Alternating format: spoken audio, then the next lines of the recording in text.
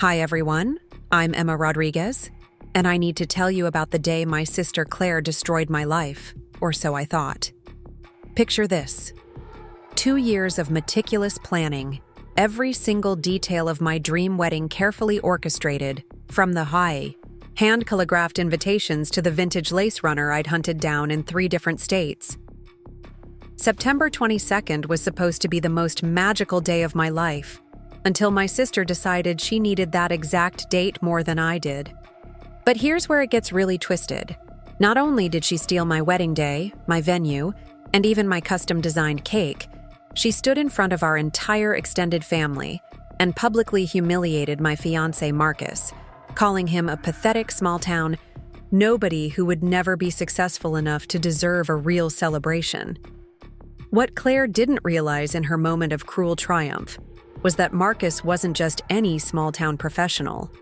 He was Judge Marcus Thompson, and in exactly 6 months, he would be sitting behind the bench deciding every single detail of her very messy, very expensive divorce. Sometimes karma doesn't just knock on your door. Sometimes it wears judicial robes and carries a gavel. Before we jump back in, tell us where you're tuning in from, and if this story touches you, make sure you're subscribed, because tomorrow I've saved something extra special for you. My name is Emma Sofia Rodriguez, and I've been planning events professionally for the past 7 years here in Asheville, North Carolina. There's something deeply satisfying about taking someone's scattered dreams and turning them into a perfectly choreographed reality. Maybe that's why I threw myself so completely into planning my own wedding. It wasn't just a celebration. It was going to be my masterpiece, the culmination of everything I'd learned about creating magical moments that people would remember for the rest of their lives. I met Marcus at a city council meeting where I was presenting a proposal for a new downtown festival. He was the youngest municipal judge in the county's history, appointed at just 31, and watching him handle the legal complexities of the permit discussions with such quiet authority made my heart skip in ways I hadn't experienced since high school. Marcus had this way of listening that made everyone in the room feel heard, from the most prominent business owner to the teenager asking about noise ordinances for her garage band. When he approached me after the meeting to compliment my presentation, his smile was warm and genuine, nothing like the practiced charm I was used to from the business networking events I attended. Our relationship developed slowly, built on long conversations over coffee about everything from urban planning to our shared love of old movies. Marcus grew up in a small mountain town about an hour outside Asheville, raised by his grandmother. After his parents died in a car accident when he was 12, he'd worked his way through law school waiting tables and tutoring other students, graduated summa cum laude, and chose to come back to North Carolina because he believed small communities deserved the same quality of legal representation as big cities. There was nothing flashy about Marcus. He drove a modest Honda, lived in a cozy craftsman cottage he was slowly renovating himself, and his idea of a perfect weekend was hiking the Blue Ridge Mountains followed by cooking dinner together while jazz played softly in the background. My sister Claire had always been the golden child in our family, the one who seemed to effortlessly attract attention and admiration wherever she went. She was 4 years older than me, stunningly beautiful in that effortless way that made people turn their heads on the street, and she'd built a successful career in pharmaceutical sales that afforded her a luxury lifestyle in Charlotte. Claire drove a white BMW, lived in a penthouse apartment with floor-to-ceiling windows overlooking the city, and had married Derek Williamson, a real estate developer who specialized in high-end commercial properties. On paper, their life looked perfect. Expensive vacations documented extensively on social media, designer clothes, exclusive restaurant reservations, and a social circle that included some of the most influential people in the Charlotte business community. But I'd started noticing cracks in Claire's perfect facade during family gatherings over the past year. Derek would make cutting remarks about her appearance that he disguised as jokes, always with that practiced smile that never quite reached his eyes. Claire had developed a nervous habit of checking her phone constantly, and I'd caught her having heated whispered conversations in the bathroom during Christmas dinner and Easter brunch. When I asked if everything was okay, she'd brush off my concerns with a laugh that sounded just a little too bright, insisting that Derek was just stressed about some big business deals and everything was absolutely fine. The first sign of real trouble came in March, about 5 months before my planned September wedding. Claire called me at 11:30 on a Tuesday night, crying so hard I could barely understand what she was saying. Derek had moved out of their apartment without warning, leaving only a note saying he needed space to figure things out. She'd discovered he'd been having an affair with his business partner's daughter, a 24-year-old marketing coordinator who posted Instagram photos of herself in designer bikinis on Derek's yacht. The same yacht Claire had thought was a surprise anniversary gift for her. I drove to Charlotte that same night, finding Claire surrounded by empty wine bottles and crumpled tissues, her usually immaculate apartment looking like a tornado had torn through it. She'd thrown Derek's remaining belongings into garbage bags and piled them in the hallway, including his expensive golf clubs and the collection of vintage whiskey he'd been so proud of. For 3 days, I helped her navigate the initial shock, making phone calls to lawyers, helping her understand her financial situation, and just being there while she alternated between rage and heartbreak. What made the situation particularly complicated was that Derek and Claire's finances were deeply intertwined through his business ventures. She'd invested her own money into several of his real estate projects, and untangling those investments was going to require extensive legal proceedings. Claire had always been smart with money, but Derek had convinced her to trust him with managing their joint assets, and now she was discovering that several of the investments she thought were secure were actually tied up in projects that were failing or had never existed in the first place. During those difficult days in Charlotte, Claire seemed genuinely grateful for my support. She thanked me repeatedly for dropping everything to help her, and for the first time in years, we felt like real sisters instead of polite strangers who happened to share parents. She asked detailed questions about my wedding plans, seeming genuinely interested in the vendor selections and timeline I'd been working on. I showed her photos of the venue, Magnolia Grove Estate, a restored antebellum mansion surrounded by ancient oak trees draped in Spanish moss, and she said it looked like something out of a fairy tale. I'd booked Magnolia Grove 18 months in advance because September 22nd was one of only 3 available weekend dates for the entire year. The venue was legendary in North Carolina wedding circles, with a waiting list that stretched out nearly 2 years. The mansion itself had been featured in Southern Living magazine, and the gardens were maintained by a team of horticulturists who ensured that every season brought new blooms and perfect landscaping. The cost was significant, nearly $15,000 just for the venue rental. But Marcus and I had been saving carefully, and my event planning business had been particularly successful that year. Claire listened as I described the other details I'd been coordinating. The caterer was a James Beard-nominated chef who specialized in elevated Southern cuisine with a modern twist. I'd tasted dozens of menu options before settling on a combination that would honor both Marcus's Mexican heritage and my Spanish roots, while appealing to our diverse guest list. The florist was creating arrangements that would complement the natural beauty of the oak trees, using white roses, magnolias, and greenery that would look elegant, but not compete with the stunning natural backdrop. For the music, I'd hired a string quartet for the ceremony and a jazz trio for cocktail hour, followed by a DJ who specialized in mixing contemporary hits with classic songs that would get multiple generations dancing together. Every detail had been researched, negotiated, and perfectly planned to create an experience that would be both sophisticated and personal. Marcus and I had written our own vows, choosing readings that reflected our shared values and dreams for the future we were building together. The dress had been the most emotional part of the planning process. I'd found it at a small boutique in Charleston, a stunning creation by a local designer who specialized in vintage-inspired gowns with modern touches. The dress featured delicate lace sleeves, a fitted bodice that flattered my figure perfectly, and a flowing skirt that moved like poetry when I walked. The moment I put it on, I'd started crying.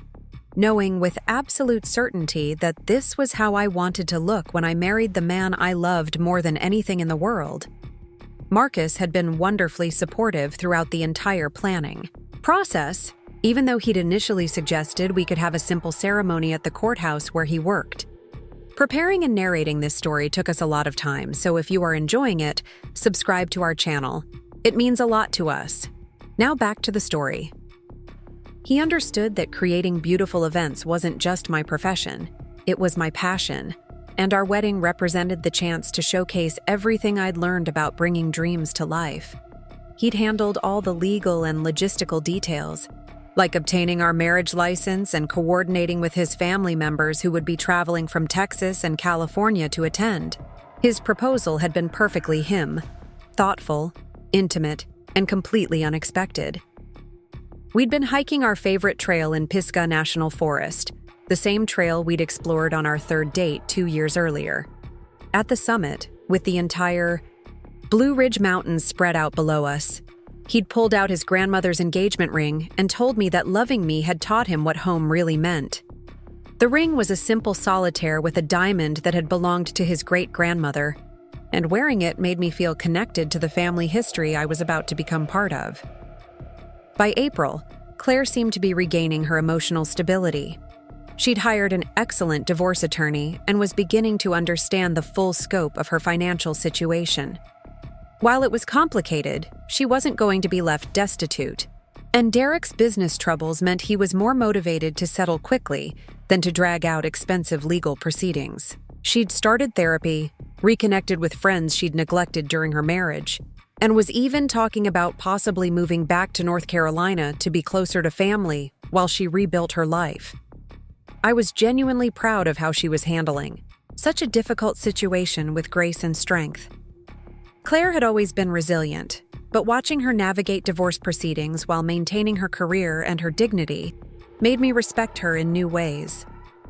She'd lost weight from the stress, but she was taking care of herself, exercising regularly and eating well. The brittle perfection that had characterized her married life was being replaced by something more genuine and relatable. That's why what happened next felt like such a complete betrayal of everything I thought we'd rebuilt between us. In May, exactly 4 months before my wedding, Claire called with news that would change everything. Derek had suddenly decided he wanted to reconcile, and he was pressuring her to remarry him as quickly as possible to show his business partners and clients that their personal drama wouldn't affect his professional reliability. The problem was that Derek insisted they needed to have the wedding immediately, before his biggest client presentation in October, and he wanted it to be elaborate enough to demonstrate their financial stability and social status. Claire explained that Derek had already put down deposits on several potential venues, but none of them had availability on short notice except for dates that conflicted with his business calendar. She'd been thinking about my wedding plans, and she wondered if there might be some way we could coordinate our events, maybe even share some vendors to save money for both of us. At first, I thought she was suggesting we have a double wedding, which seemed like a terrible idea given the circumstances, but I was willing to listen because I wanted to support her during such a complicated time. But as the conversation continued, it became clear that Claire wasn't suggesting we share my wedding day. She was asking if I would be willing to move my date so that she could have September 22nd instead.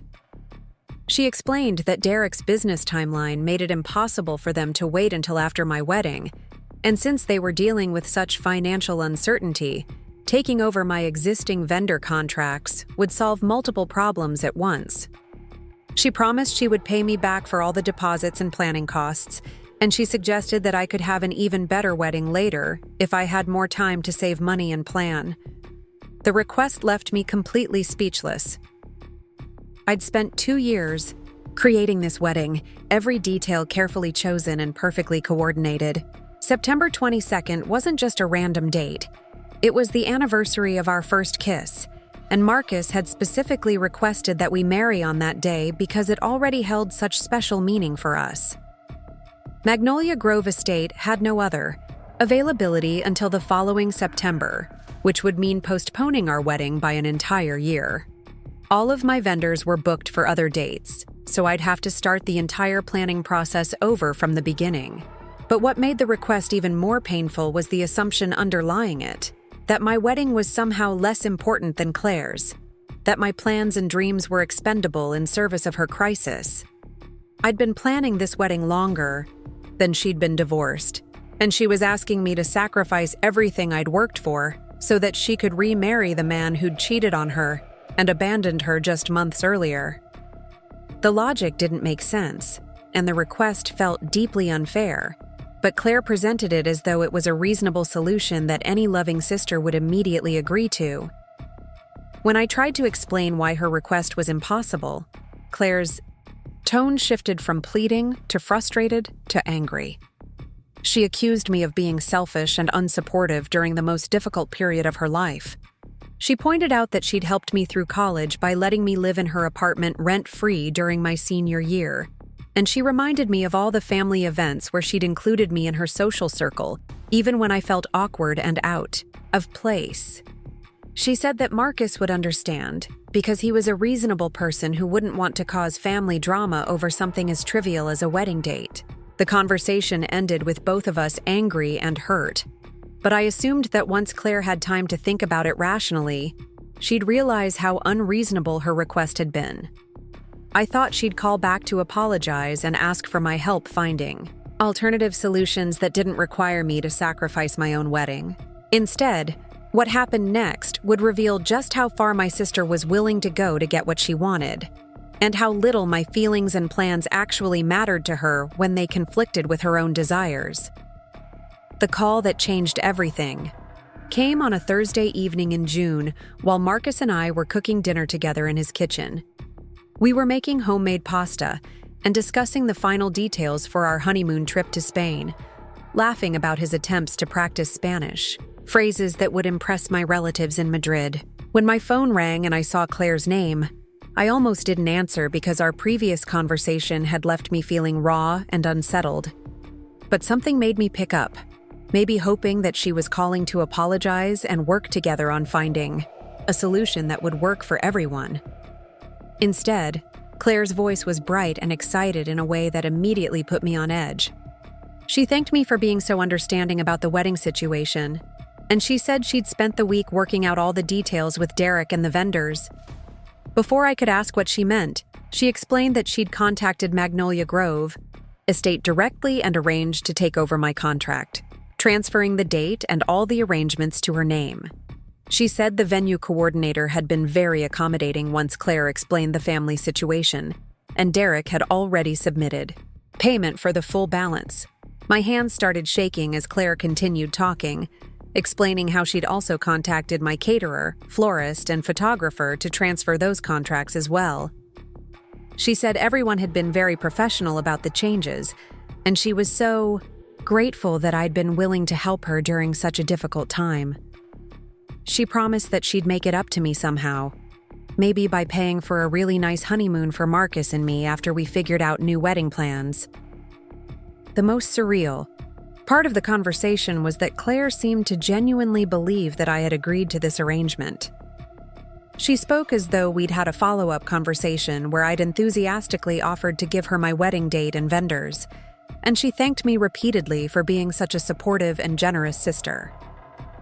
When I tried to interrupt to tell her that I'd never agreed to any of this, she talked over me, saying she knew it was a big sacrifice, but that she'd never forget how I'd put family first when she really needed me.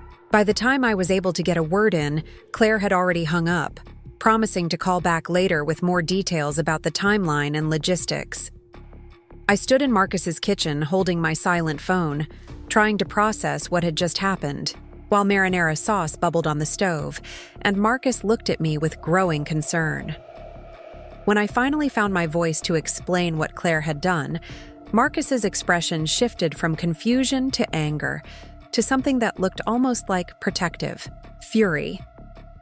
The next morning, I called Magnolia Grove Estate to find out exactly what had happened and whether there was any way to reverse the situation.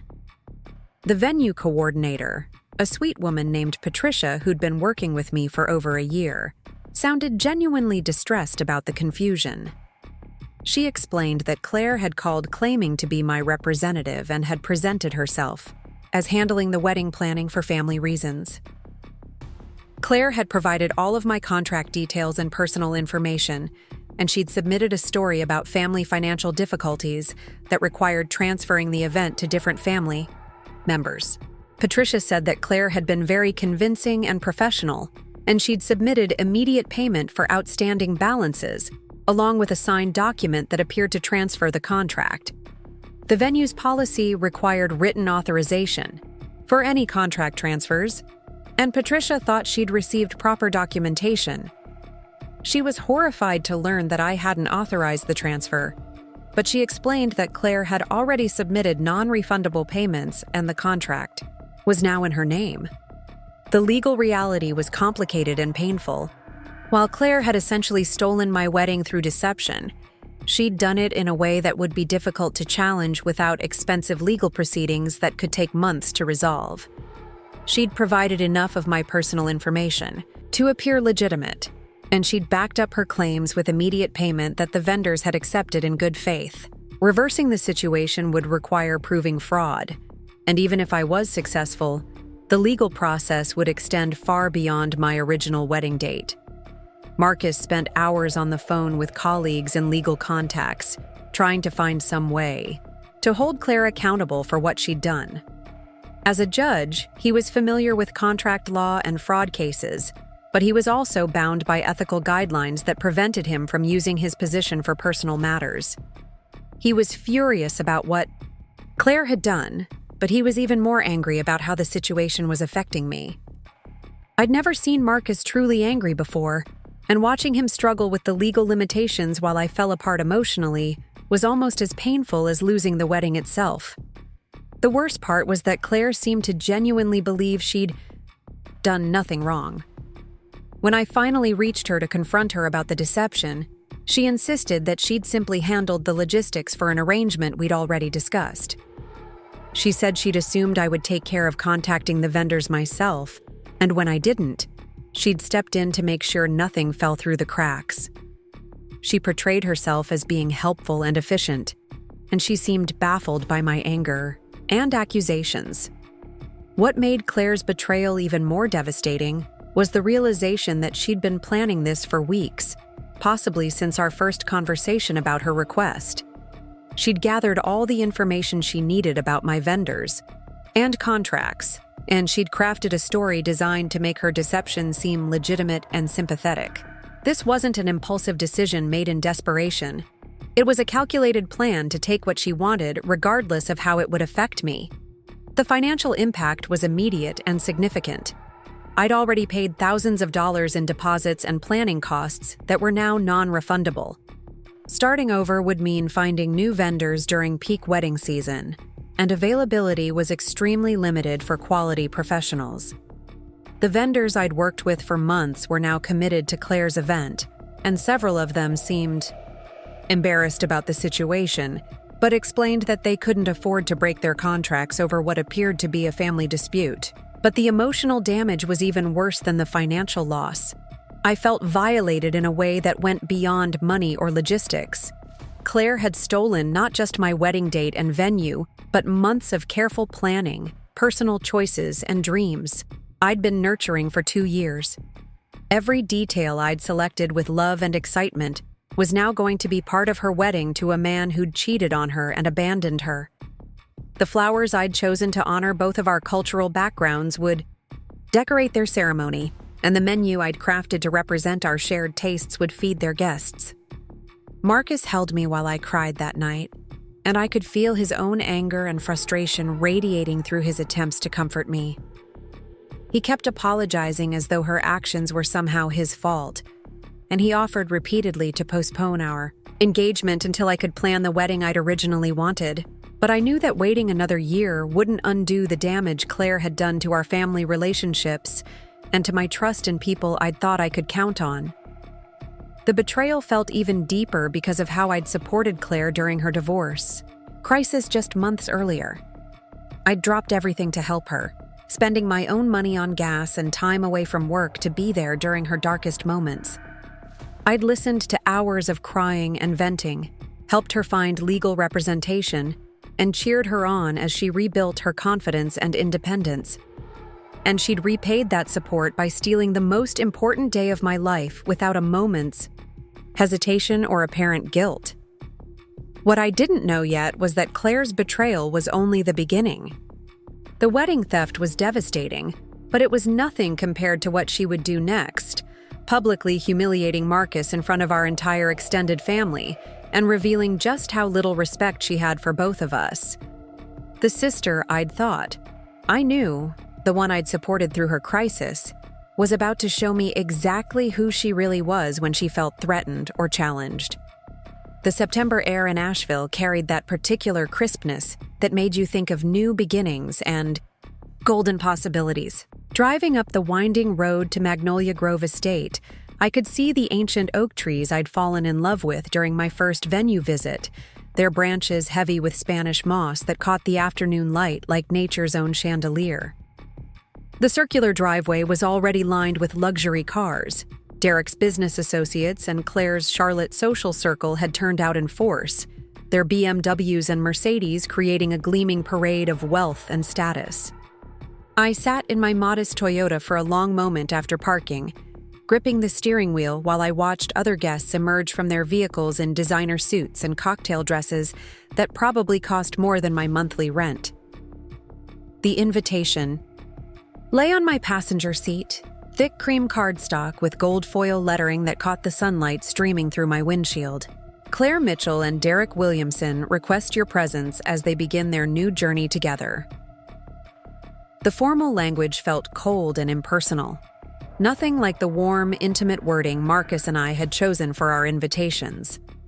Below the eye, main text, in elegant script, were the details that still made my chest tighten with a mixture of grief and rage. Saturday, September 22nd, 2023, Magnolia Grove Estate, Asheville, North Carolina. Cocktails at 5, ceremony at 6, reception to follow. My date, my venue, my timeline that I'd coordinated with my vendors to create the perfect flow from afternoon ceremony to evening celebration. Marcus squeezed my hand gently as we finally got out of the car and walked toward the mansion's grand entrance. He looked devastatingly handsome in his navy suit, the one we'd chosen together for our honeymoon dinners in Spain. His dark hair was perfectly styled, and he'd trimmed his beard to the length I loved most, but I could see the tension in his jaw and the way his free hand clenched into a fist when he thought I wasn't looking. Marcus rarely showed anger, but when he did, it was controlled and focused, like everything else about him. The mansion itself was exactly as beautiful as I remembered from my planning visits, its white columns rising majestically against the backdrop of rolling hills that stretched toward the Blue Ridge Mountains. The wraparound porch was decorated with white roses and magnolia blossoms, the same flowers I'd chosen after hours of consultation with the florist about which varieties would complement the natural beauty of the setting without overwhelming it. Seeing my floral vision executed perfectly for someone else's wedding felt like watching a stranger wear my wedding dress. As we approached the entrance, I noticed a young woman in a black dress with a clipboard, clearly one of the wedding coordinators. She smiled brightly at arriving guests, checking names off her list and directing people toward the cocktail area or the guest book table. When she saw us approaching, her smile faltered slightly, and she glanced down at her clipboard with obvious confusion. "Good afternoon," she said politely, though I could hear the uncertainty in her voice. "May I have your names, please?" "Emma Rodriguez and Marcus Thompson," I replied, trying to keep my voice steady and pleasant. She flipped through several pages, her brow furrowing as she searched.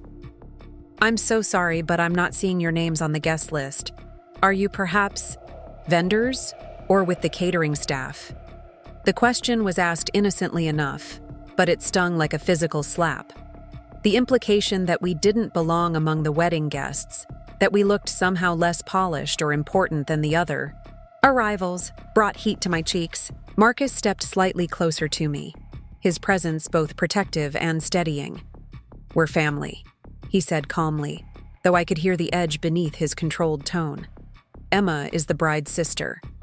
The coordinator's eyes widened with embarrassment, and she immediately began apologizing profusely while flipping through her papers more frantically. "Oh my goodness, I'm so sorry. Let me check with the bride's assistant.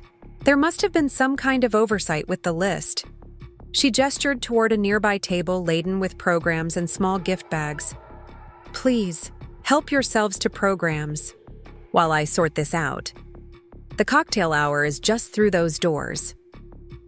We walked past the gift table, and I couldn't help but notice the elegant programs printed on heavy cardstock that matched the invitations. Opening one, I saw the order of ceremony laid out in beautiful calligraphy, with readings and music selections that were eerily similar to what Marcus and I had chosen. The processional music was different, but the recessional was exactly the same piece we'd selected, a joyful arrangement that had special meaning because it was playing in the restaurant where we had our first official date. The cocktail area was set up on the mansion's back terrace, with round tables draped in ivory linens and centerpieces of white roses mixed with greenery that I recognized as the exact combination I'd approved in my final florist meeting. Servers moved gracefully between guests, carrying silver trays of hors d'oeuvres that looked suspiciously like the menu items I'd tasted and selected months ago. The signature cocktails being served from an elegant bar setup were even the same drinks Marcus and I had chosen to represent our cultural backgrounds. A Spanish sangria recipe from my grandmother, and a mezcal-based cocktail that honored Marcus's Mexican heritage. Standing there watching strangers enjoy what should have been our wedding reception, sipping cocktails we'd selected and eating food we'd chosen, felt surreal in the most painful way possible. Every detail I was seeing represented hours of planning, research, and decision-making that had been stolen and repurposed for someone else's celebration. The floral arrangements I'd dreamed about were decorating tables where I didn't even have an assigned seat. Marcus noticed my distress and guided me toward a quieter corner of the terrace, where we could observe without being in the center of the social whirlwind. From there, I could see the ceremony space being prepared in the garden below, with white chairs arranged in neat rows facing an archway covered in the same roses and greenery that decorated the cocktail tables. The arch itself was positioned to take advantage of the mountain views that had taken my breath away during my first site visit, creating a backdrop that would be stunning in photographs. The guest list was clearly comprised of people from Derek's business world and Claire's Charlotte social circle, with a smaller contingent of family members scattered throughout. I recognized some of our cousins and family friends, people who knew the history between Claire and me, but most of the guests were strangers to me. They moved in clusters, networking and socializing with the practiced ease of people accustomed to high-end events and business gatherings. What struck me most was how different this crowd was from the guest list Marcus and I had carefully crafted for our wedding.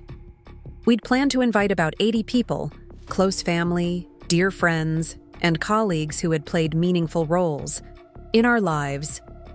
The focus was going to be on intimacy and personal connection, creating an atmosphere where everyone present truly cared about our relationship and wanted to celebrate our commitment to each other. Claire's wedding, by contrast, seemed designed for maximum social impact rather than personal meaning. There had to be at least 150 guests, many of whom appeared to be business contacts or social acquaintances, rather than close friends or family members. The conversations I could overhear were about market trends, property investments, and mutual acquaintances, rather than warm memories or genuine affection for the couple. I spotted my parents near the bar, my mother resplendent in a navy blue dress that probably cost more than my monthly car payment, her silver hair styled in an elegant updo that emphasized the pearl necklace she wore for special occasions. My father looked distinguished in his charcoal suit, the same one he'd worn to my college graduation and every important family event since. They were deep in conversation with Derek's parents, people I'd met only briefly during Claire's first marriage, and didn't know well enough to feel comfortable approaching. When my mother's eyes met mine across the terrace, her smile was warm, but somehow cautious, as though she wasn't quite sure how to navigate the complex emotions surrounding this event. She excused herself from her conversation and made her way over to us, her heels clicking softly on the stone patio.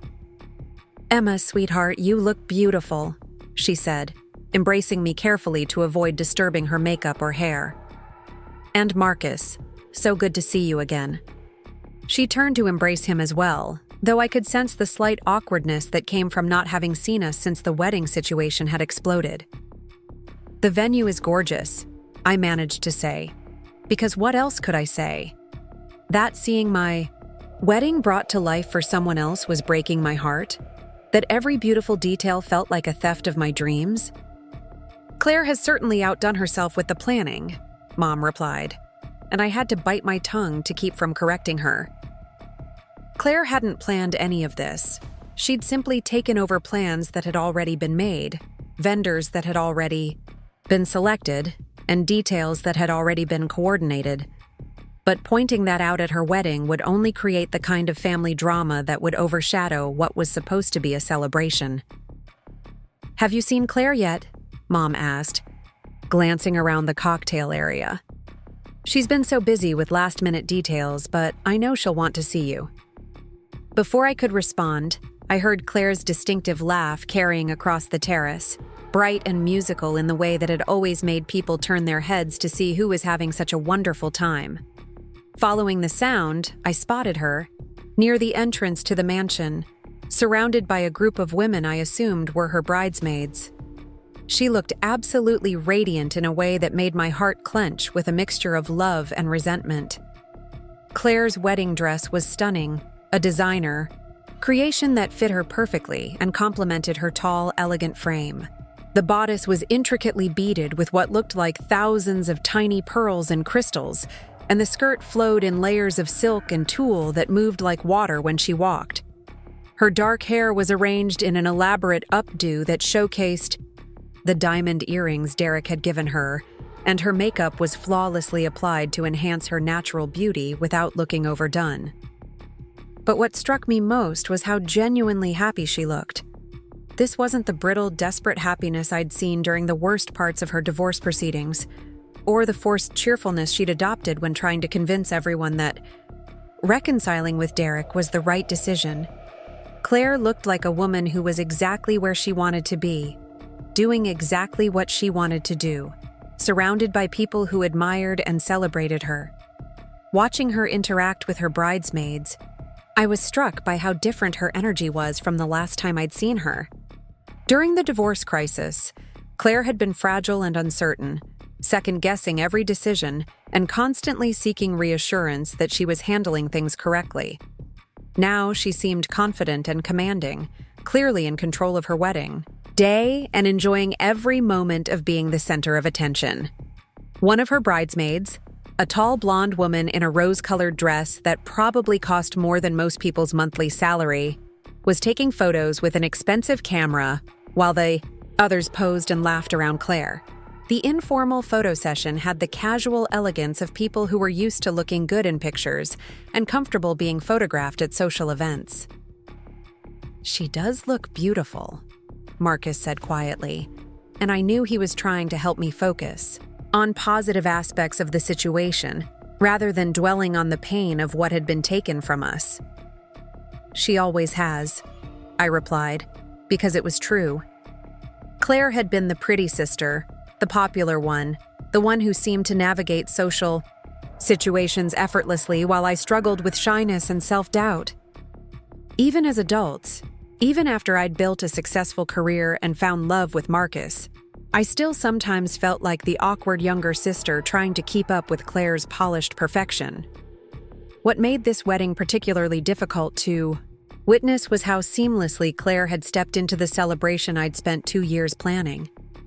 She moved through the cocktail hour like she'd been involved in every decision, complimenting guests on their outfits, introducing people to each other, and graciously accepting congratulations on what everyone assumed was her careful planning and excellent taste.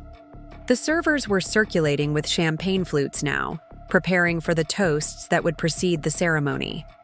I accepted a glass when one was offered, though I wasn't sure I'd be able to drink it without my emotions overwhelming me. The champagne was excellent, probably expensive, and I wondered if it was the same brand Marcus and I had selected for our celebration. "Emma!" Claire's voice cut through my melancholy thoughts, and I turned to see her approaching with her arms outstretched and that radiant smile lighting up her face. She looked like a princess from a fairy tale, all silk and pearls and happiness. And for a moment, I forgot about the betrayal and just felt proud of my beautiful sister. "Claire, you look absolutely stunning," I said as she embraced me, and I meant it completely. Whatever else had happened between us, whatever pain and anger I was carrying, I could still recognize that she was genuinely beautiful and that this was one of the most important days of her life. "Thank you so much for coming," she said, stepping back to look at me with apparent warmth and affection.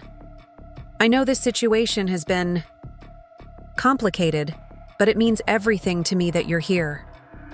The word complicated felt like such an understatement that I almost laughed, but I managed to keep my expression neutral. Stealing someone's wedding wasn't complicated. It was a betrayal of the most fundamental kind. But this wasn't the time or place for that conversation, and Claire seemed genuinely glad to see me, which made my feelings even more confusing. "Marcus," Claire continued, turning to my fiancé with a smile that seemed slightly more reserved than the one she'd given me. "Thank you for being so understanding about everything. Derek and I really appreciate your flexibility." Marcus's response was polite, but cool. "Congratulations, Claire. I hope you have a beautiful wedding." His tone was perfectly cordial, but I could hear the careful control beneath his words.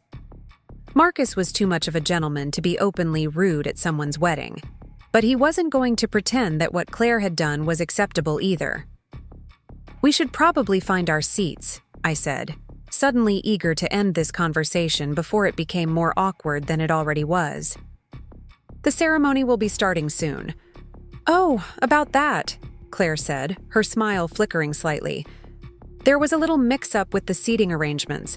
The coordinator couldn't find your names on the original list, but don't worry, we've added a table for overflow guests.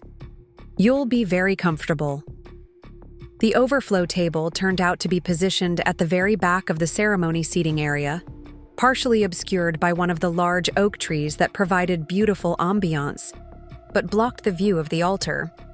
Marcus and I found ourselves seated with people we didn't recognize, distant relatives or family friends, who seemed as confused about the seating arrangement as we were.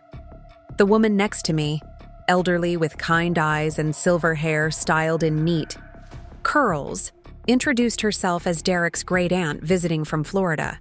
She seemed delighted to have someone to chat with and immediately began telling me about her flight delays and how lovely she thought the venue was. When she asked how I knew the couple, I hesitated for a moment before simply saying I was Claire's sister. "Oh, how wonderful!" she exclaimed. "You must be so proud. Claire told me all about how you helped with the wedding planning. Such a generous sister, giving up your own plans so she could have this beautiful celebration." I felt Marcus's hand find mine under the table, his fingers intertwining with mine in a gesture of support and solidarity. The elderly woman's innocent comment revealed that Claire had been telling people I'd voluntarily given up my wedding plans to help her, painting herself as the grateful recipient of sisterly generosity rather than someone who had stolen what didn't belong to her. "Claire has always been resourceful," I managed to reply, choosing my words carefully to avoid saying anything that would upset Derek's sweet great-aunt or create gossip that would spread through the wedding guests. The string quartet I'd hired months ago began playing the processional music, and guests turned their attention toward the back of the garden where the bridal party would make their entrance. The musicians were positioned exactly where I'd requested them to be, in a spot that would provide beautiful accompaniment without overwhelming the natural sounds of the location. Even from our obstructed seats, I could hear that they sounded exactly as I'd hoped they would during my wedding planning. Claire's bridesmaids began their procession down the aisle, each one carrying a bouquet of white roses and greenery that matched the floral arrangements throughout the venue. They moved with practiced grace, clearly having rehearsed their timing and positioning. Their dresses were all the same rose color, but in different styles that flattered each woman's figure, creating a cohesive but not overly uniform look. When Claire appeared at the back of the aisle on our father's arm, a collective sigh of appreciation rose from the gathered guests. She was truly breathtaking, every inch the radiant bride, and I found myself momentarily forgetting my resentment in the face of her obvious joy. This was my sister, the person I'd grown up with, shared secrets with, supported through heartbreak, and despite everything that had happened between us, part of me was genuinely happy to see her looking so beautiful and confident. The ceremony itself was brief but elegant, with readings that sounded familiar, though I couldn't place them exactly. Derek looked handsome and appropriately emotional as he waited for Claire at the altar, and their vows, while clearly written by someone else, were touching and seemed sincere. When they were pronounced husband and wife and shared their first kiss as a married couple, the applause from the guests was enthusiastic and warm. But as I watched my sister celebrate what should have been my wedding day in the venue I'd chosen, with the vendors I'd selected, wearing a dress that rivaled the one hanging in my closet at home, I felt something shift inside me. The grief and hurt I'd been carrying for months began to crystallize into something sharper and more focused. This wasn't just about a wedding anymore. It was about respect and family, and the fundamental question of how people treat those they claim to love. Art Dot, Part 3. The placement that spoke volumes. The reception area had been transformed into something that looked like it belonged in a luxury wedding magazine. Round tables draped in ivory silk were positioned throughout the mansion's grand ballroom, each one set with fine china, crystal stemware, and silverware that caught the light from the enormous chandelier hanging overhead. The centerpieces were tall arrangements of white roses, magnolias, and cascading greenery that created an elegant forest of flowers throughout the room. I stood in the doorway for a moment, taking in the scene that represented months of my planning and coordination. The color scheme was exactly what I'd envisioned. Ivory, white, and subtle touches of green that complemented the natural beauty of the venue without competing with it. The lighting was perfectly balanced between the grand chandelier and smaller table lamps that created intimate pools of warm light at each seating area. What struck me most was how flawlessly everything had been executed. This wasn't just someone taking over my plans and doing an adequate job. This was my vision brought to life with the same attention to detail and quality standards I would have demanded for my own wedding. Every element I'd researched, negotiated, and selected was exactly as I'd specified, from the specific variety of roses to the style of charger plates. The seating chart was displayed on an elegant easel near the entrance, beautifully calligraphed names arranged by table number on heavy cardstock that matched the invitations.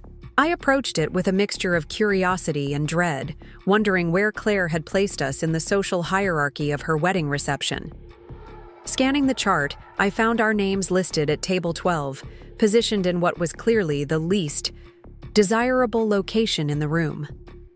While the other tables were strategically placed to provide optimal views of the head table and the dance floor, table 12 was tucked into a corner near the service entrance, partially hidden behind a decorative screen that blocked the view of most of the evening's activities.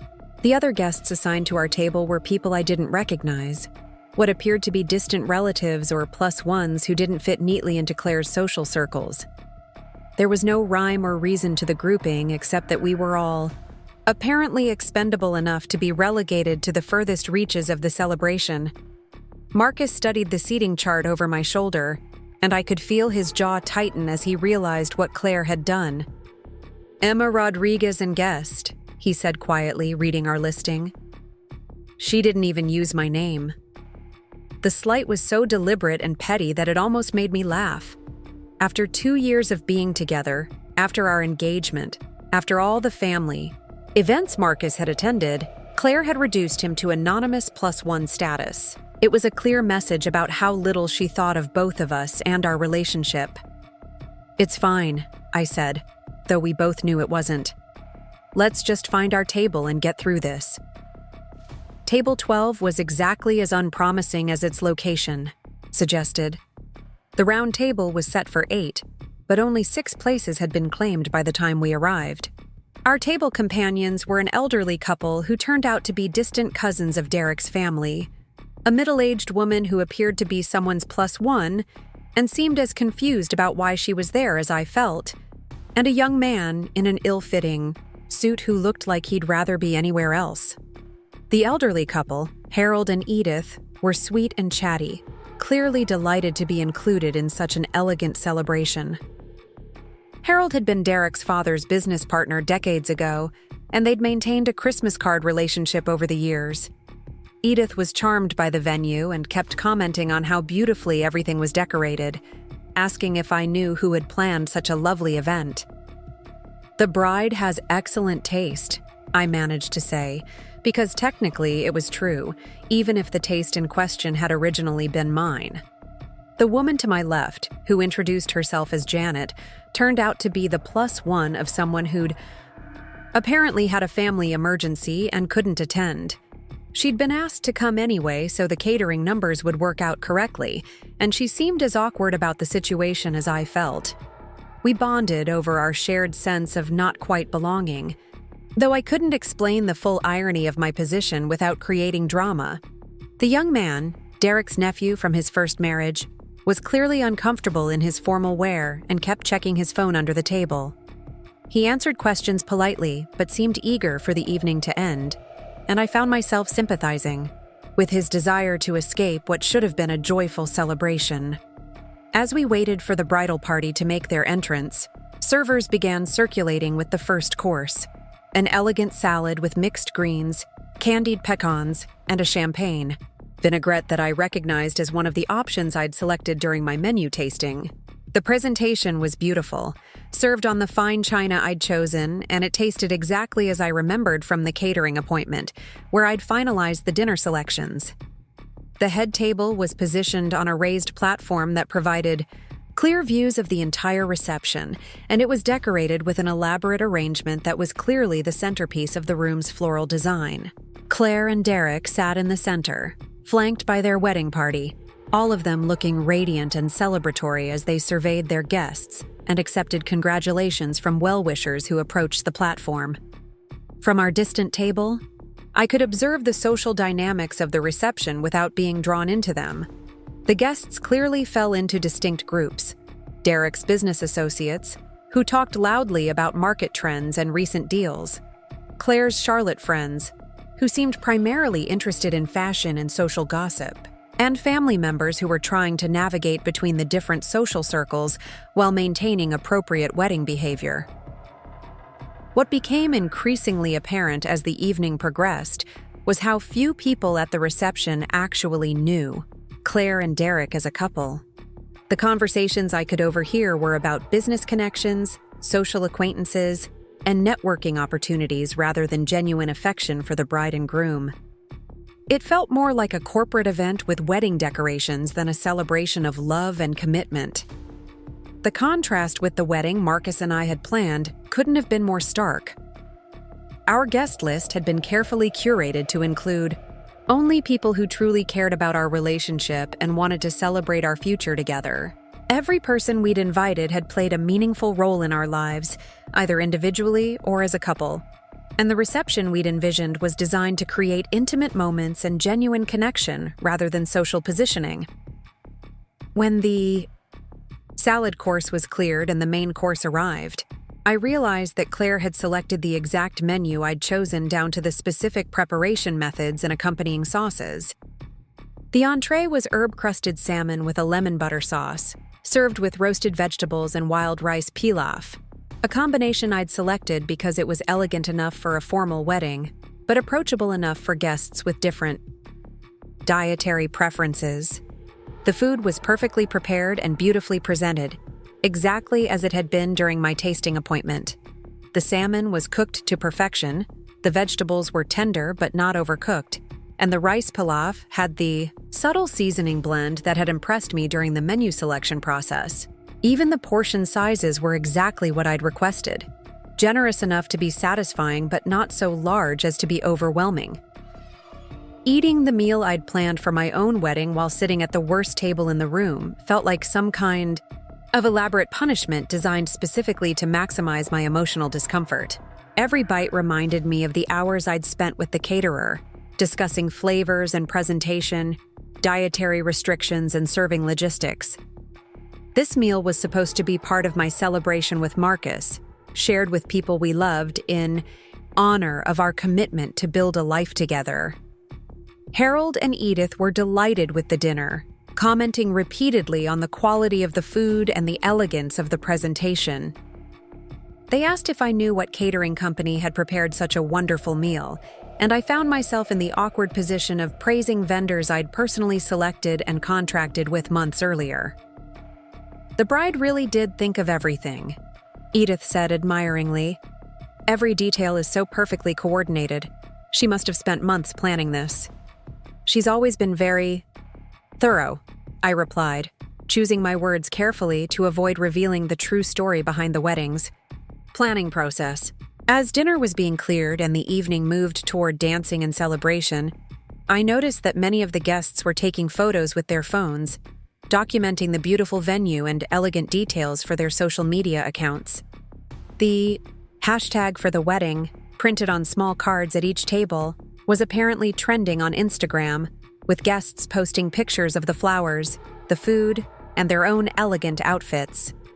Watching strangers photograph and celebrate the wedding I'd planned felt like watching thieves admire stolen jewelry. Every beautiful detail they were documenting represented my time, my research, my aesthetic choices, and my vision for what a perfect wedding should look like.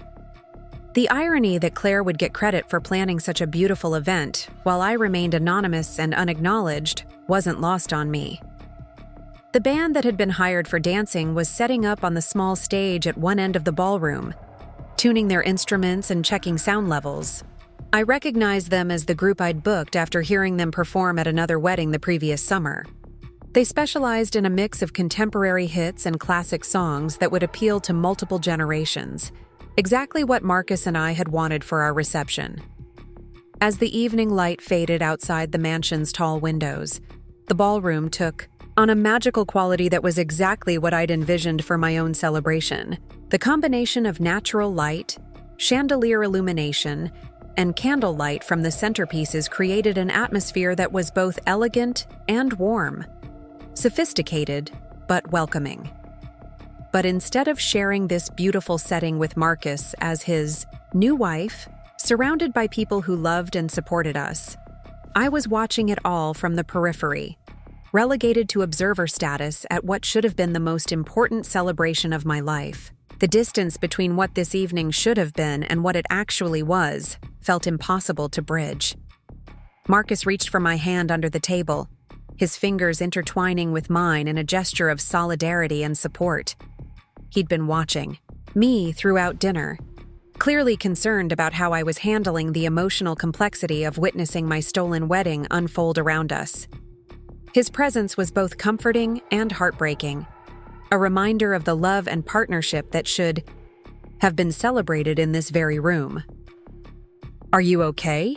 he asked quietly, his voice barely audible above the conversation and laughter surrounding us. "I will be," I replied, and I meant it. Because sitting there in that beautiful ballroom, eating the meal I'd planned while relegated to the worst table in the room, I was beginning to understand something important about myself and my relationship with my sister. This wedding wasn't just about stolen vendors and hijacked plans. It was about respect and value, and the fundamental question of how family members should treat each other. Claire had made her choice about what mattered most to her, and it clearly wasn't my feelings or our sisterly relationship. She'd chosen her social status, her financial security, and her desire for a perfect wedding over any consideration for the person who'd supported her through her darkest moments just months earlier. That choice revealed something about her character that I was finally ready to acknowledge and respond to accordingly. Shatu Part 4: The Systematic Deletion of My Existence. After dinner, as guests mingled and prepared for the evening's entertainment, I excused myself to visit the restroom and take a few moments to collect my emotional equilibrium. The mansion's Powder Room was as elegant as everything else about the venue, with marble surfaces, fresh flowers, and the kind of luxury fixtures that made even the most mundane activities feel special. Staring at my reflection in the ornate mirror, I tried to process the surreal experience of attending my own stolen wedding as a barely tolerated guest.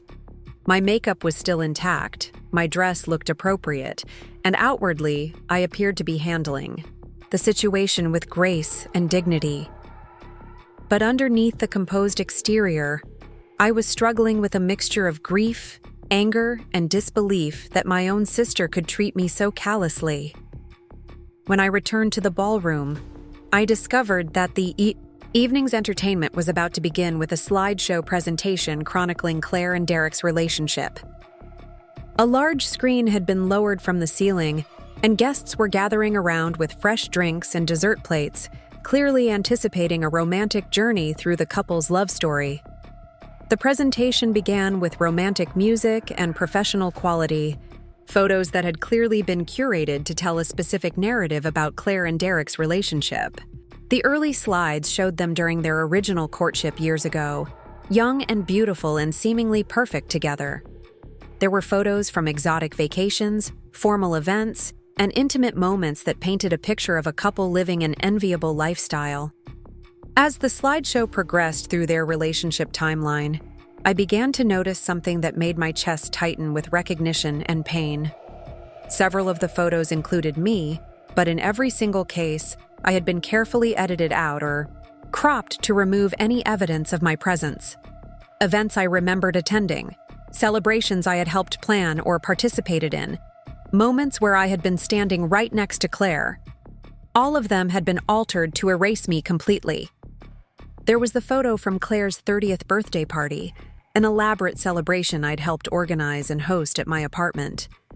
In the original photo, Claire and I were standing together in front of the dessert table I'd spent hours decorating, both of us laughing at something Derek had said. But in the wedding slideshow version, I had been completely removed, leaving Claire standing alone with an awkward gap where I should have been. Another slide showed their anniversary dinner from 2 years ago, a double date where Marcus and I had joined them at an expensive restaurant in Charlotte. The original photo had been taken by our server and showed all 4 of us toasting to love and friendship. But in Claire's version, Marcus and I had been cropped out entirely, leaving only Claire and Derek raising their glasses to each other in what appeared to be an intimate moment for 2. The most painful deletion was from our family's beach vacation the previous summer, a week-long trip where I'd been the primary organizer and had paid for a significant portion of the expenses. There were multiple photos from that trip in the slideshow, showing Claire and Derek looking happy and relaxed against various beach backdrops. But in every single image, I had been systematically removed, despite the fact that I'd been present for all of those moments and had actually taken several of the photos myself. The slideshow continued with images from their recent reconciliation and engagement, but what struck me was how many of the events depicted were ones I'd attended or helped facilitate. Claire's engagement party, which I'd helped plan and host. Their couple's shower, where I'd contributed to the gift and helped with decorations. Various family gatherings where I'd been present and involved, all of them now revised to exclude any evidence of my existence or contribution. It wasn't just that Claire had failed to include photos of me, she had actively worked to remove me from images where I'd originally appeared.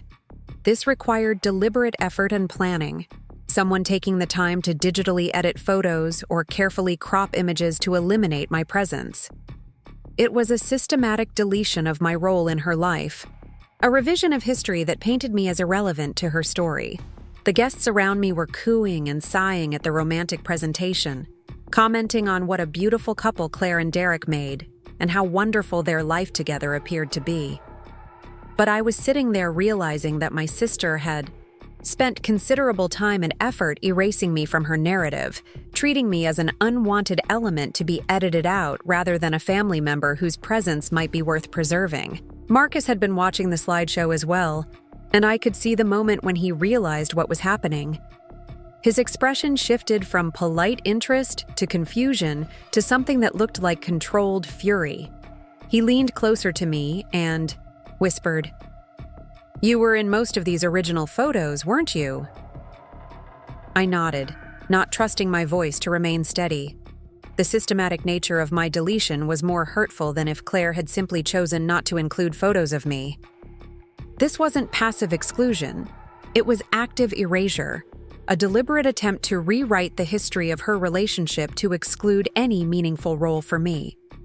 The slideshow concluded with recent engagement photos and images from their wedding. Preparation, all set to music that crescendoed into applause from the gathered guests.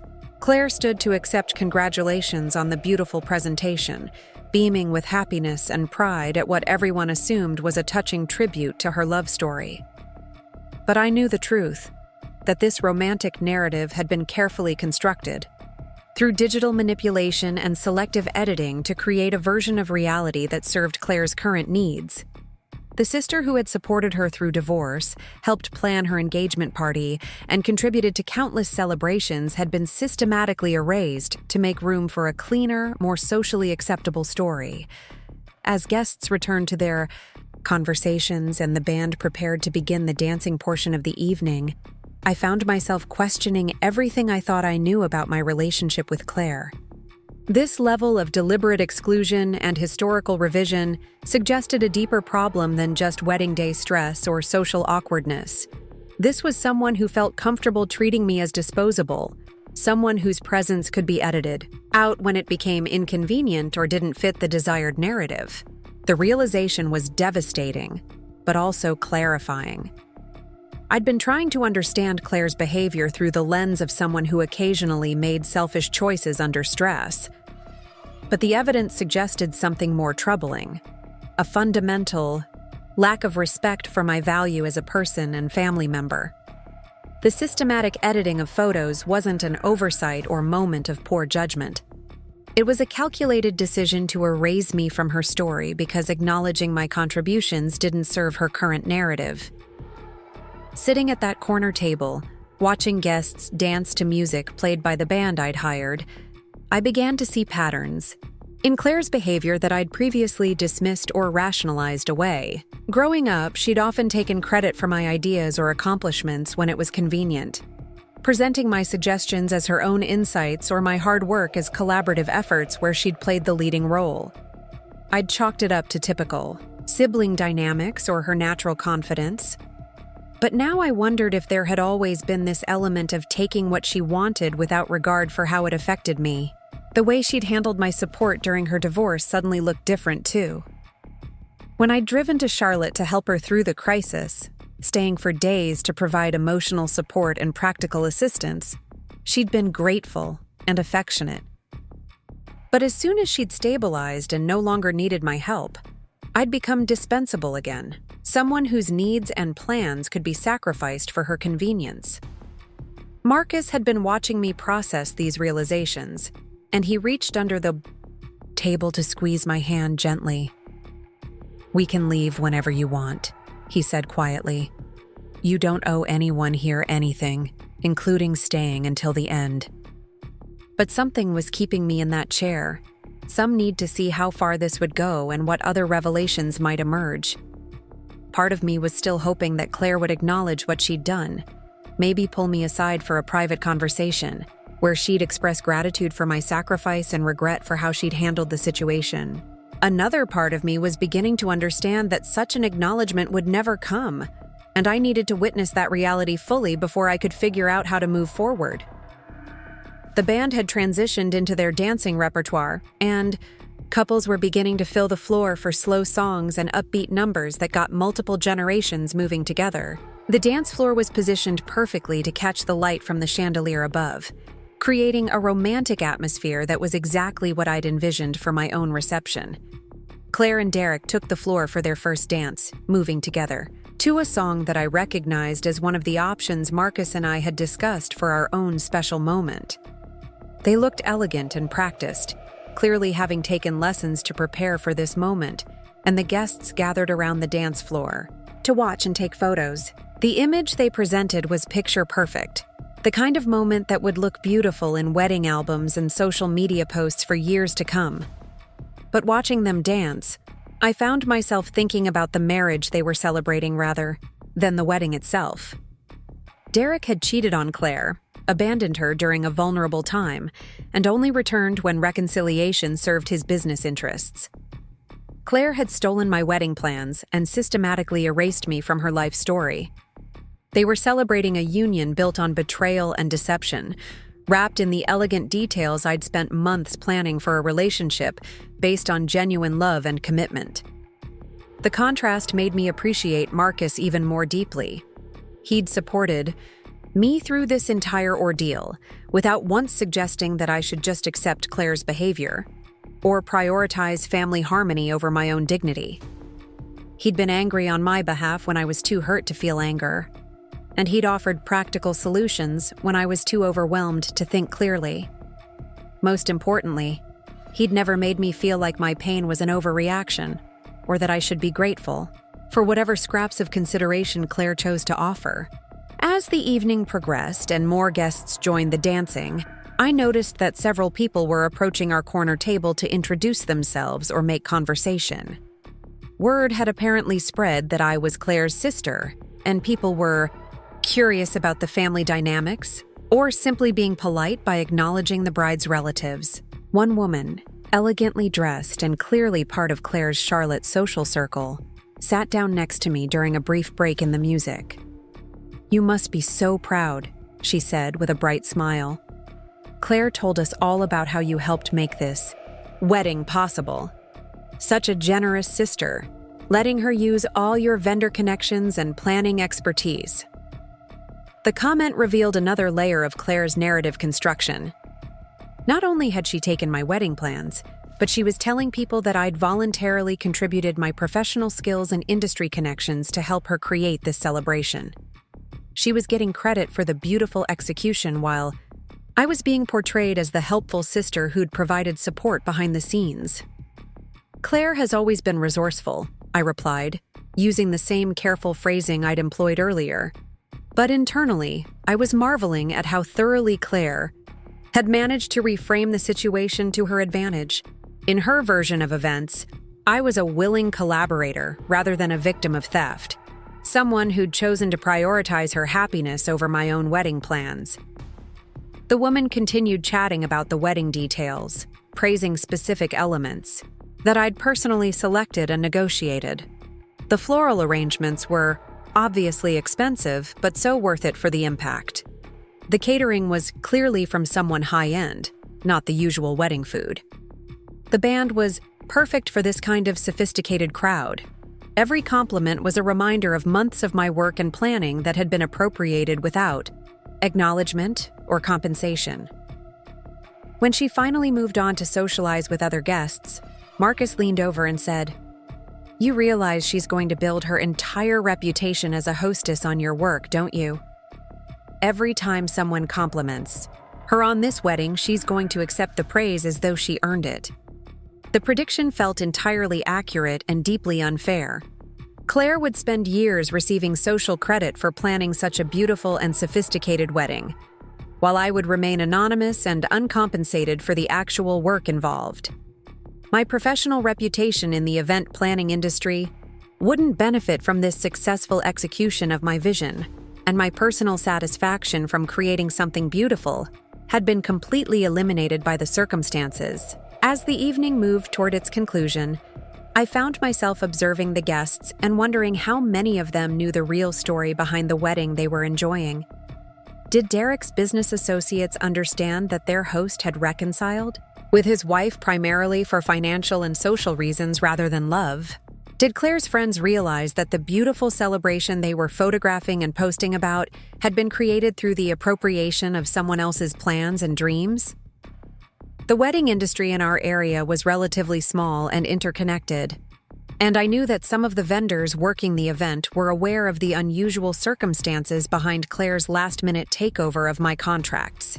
But they were bound by professional discretion and financial necessity to execute the event as contracted, regardless of their personal feelings about the ethics involved.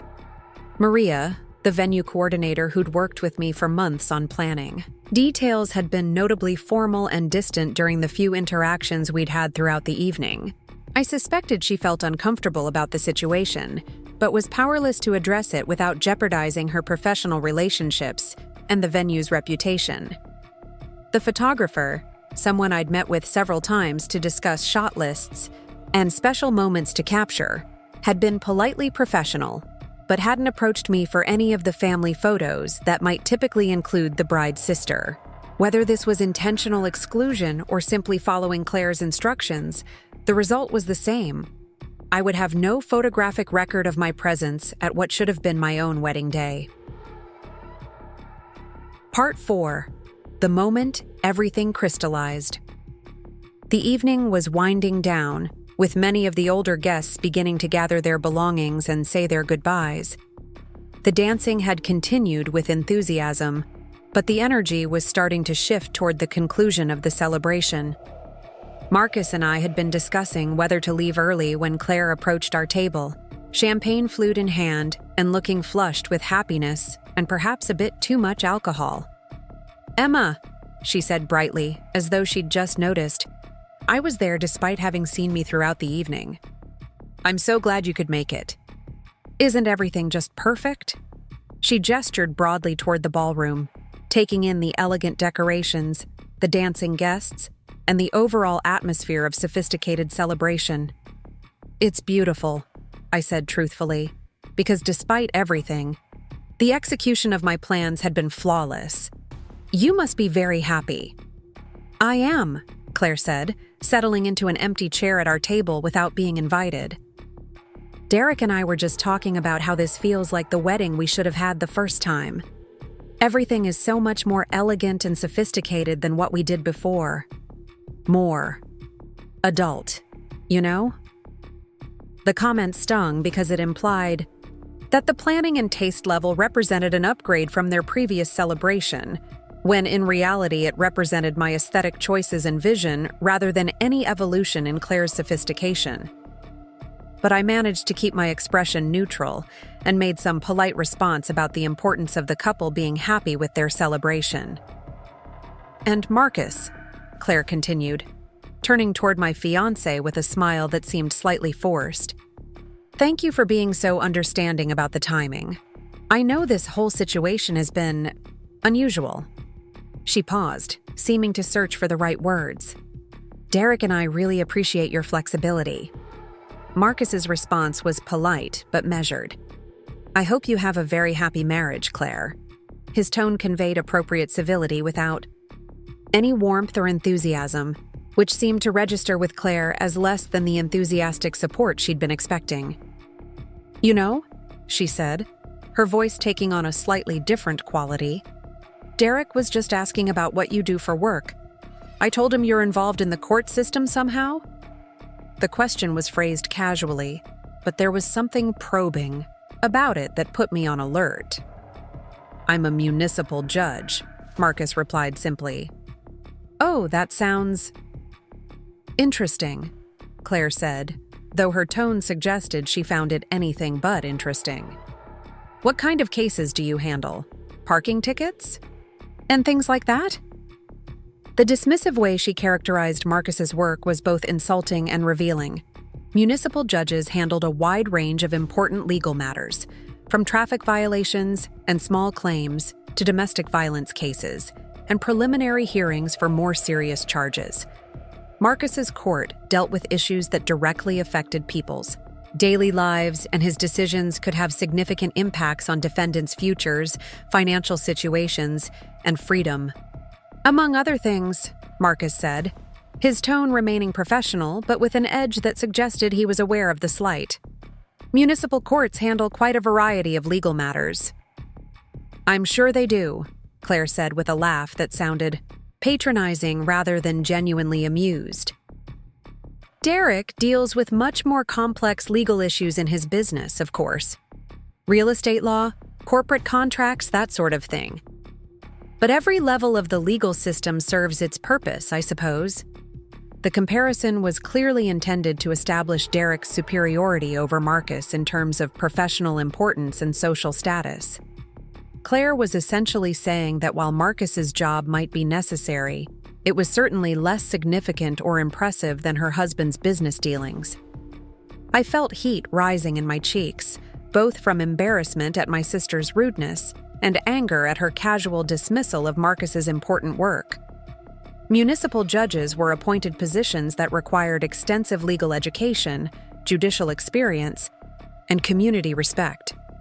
Marcus had earned his position through merit and was well regarded by his colleagues and the legal community. Claire's characterization of his work as somehow lesser or simpler revealed her ignorance about the legal system and her need to establish social hierarchies even in casual conversation. Marcus handles cases that directly affect people's lives. Every day, I said, trying to keep my voice level despite my growing anger. His decisions help ensure justice and fairness in our community. Of course, Claire said quickly, perhaps sensing that her comments had been inappropriate. I didn't mean to suggest otherwise. It's just that Derek operates at such a high level in the business world that most legal work seems simpler by comparison. The backhanded apology only made things worse by doubling down on the implication that Marcus's professional accomplishments were somehow less impressive or important than Derek's business success. What made her comments particularly galling was that Derek's high-level business dealings had apparently included enough questionable practices to necessitate a quick remarriage for social and financial cover. Marcus maintained his composure admirably, but I could see the tightness around his eyes that indicated he was controlling his temper. He was too much of a professional and gentleman to engage in a public argument at someone's wedding reception, but Claire's condescending attitude was clearly testing his patience. "Well," Claire said, standing up from the table with her champagne glass, "I should get back to my other guests. Thank you both again for coming and for being so accommodating about everything." She paused, looking directly at me. "I know this situation hasn't been easy, but I think it all worked out for the best, don't you? I mean, look at how beautiful everything turned out. Sometimes things happen for a reason." The comment was perhaps the most insulting thing she'd said all evening, suggesting that my loss was somehow part of a greater plan that had resulted in her perfect wedding day. The implication that I should be grateful for having my plan stolen because it had enabled her to have such a beautiful celebration was breathtakingly selfish and tone-deaf. Before I could respond, Claire had moved away from our table, already, greeting other guests and accepting congratulations on her beautiful wedding. She left behind a trail of expensive perfume and the lingering sting of her casual cruelty, as though she'd been completely unaware of how insulting her comments had been. Marcus and I sat in silence for a moment, both processing what had just happened. The conversation had revealed not just Claire's dismissive attitude toward Marcus's career, but her complete lack of awareness or concern about how her behavior was affecting us. She seemed to genuinely believe that we should be happy for her success and grateful for the opportunity to witness such a beautiful celebration, regardless of how that celebration had come to exist. "I think we should go," Marcus said quietly, his voice carefully controlled. "I don't think there's any point in staying longer." I nodded, suddenly exhausted by the entire evening and ready to escape the painful spectacle of watching my stolen wedding unfold around us.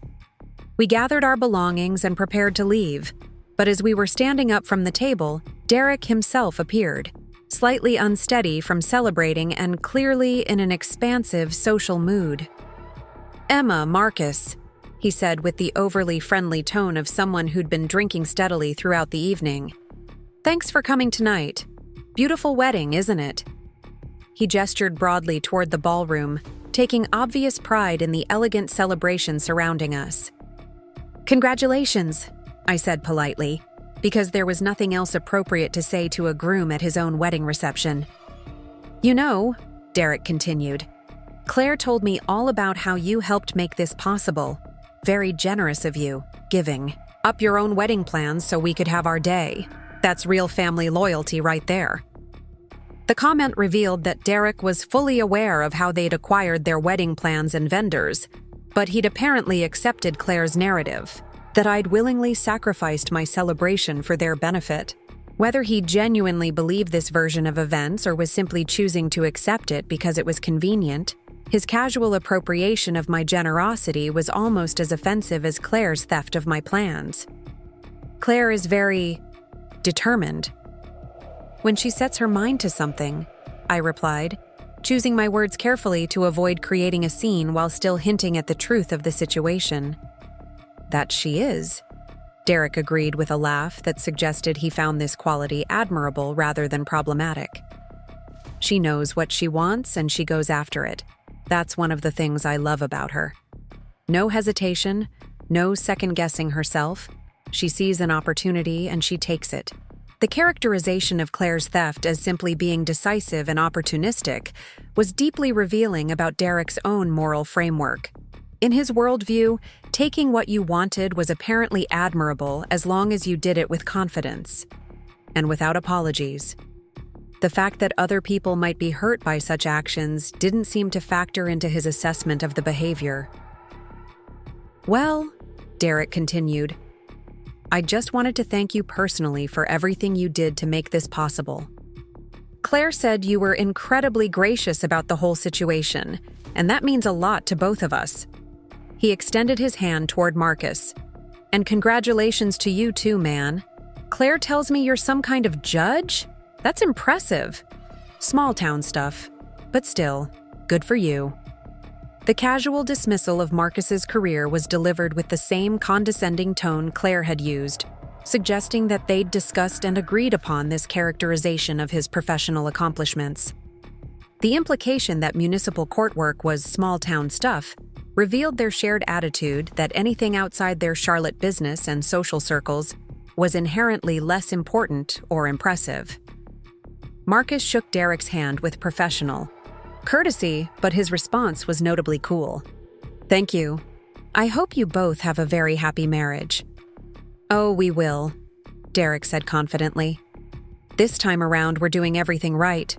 Learning from past mistakes, you know. Building something that's going to last. He glanced around the elegant ballroom again. And starting with the kind of celebration that reflects who we really are. The irony of his statement was almost overwhelming. They were building their new marriage on a foundation of theft, deception, and disrespect for family relationships. But Derek seemed to genuinely believe they were creating something admirable and lasting. The celebration that reflects who we really are had been created entirely through appropriating someone else's work and vision, which perhaps was more revealing about their true characters than Derek realized. As Derek moved away to continue his host duties, Marcus and I finally made our escape from the reception. The cool night air felt like a blessing after the suffocating atmosphere of forced celebration and social pretense we'd been enduring all evening. The parking lot was still full of expensive cars, but the party inside felt like it was happening in another world, one where actions didn't have consequences, and other people's feelings were irrelevant as long as you got what you wanted. During the drive home, Marcus and I barely spoke, both of us processing the emotional complexity of what we'd witnessed and experienced. The wedding had been beautiful, executed flawlessly using my careful planning and vendor selections. But it had also been a masterclass in selfishness, manipulation, and the casual cruelty that people can inflict on those they claim to love when it serves their purposes. Part 5. The dismissive encounters that revealed everything the days. Following Claire's wedding brought an unexpected silence from my family that was somehow more unsettling than the chaos of the preceding months had been. I'd anticipated some kind of follow-up conversation, perhaps a phone call from Claire expressing gratitude for my presence at the wedding, or an acknowledgement from my parents about the uncomfortable dynamics they'd surely observed throughout the evening. Instead, there was nothing. No calls, no texts, no emails, just a complete absence of communication that felt deliberately imposed. Marcus and I spent the weekend processing what we'd experienced, talking through the layers of hurt and disrespect we'd witnessed while trying to figure out how to move forward with our own wedding plans. The practical considerations were daunting, finding new vendors during peak season, selecting a new venue with limited availability, essentially starting over with the planning process while dealing with the emotional aftermath of having our original vision stolen and repurposed.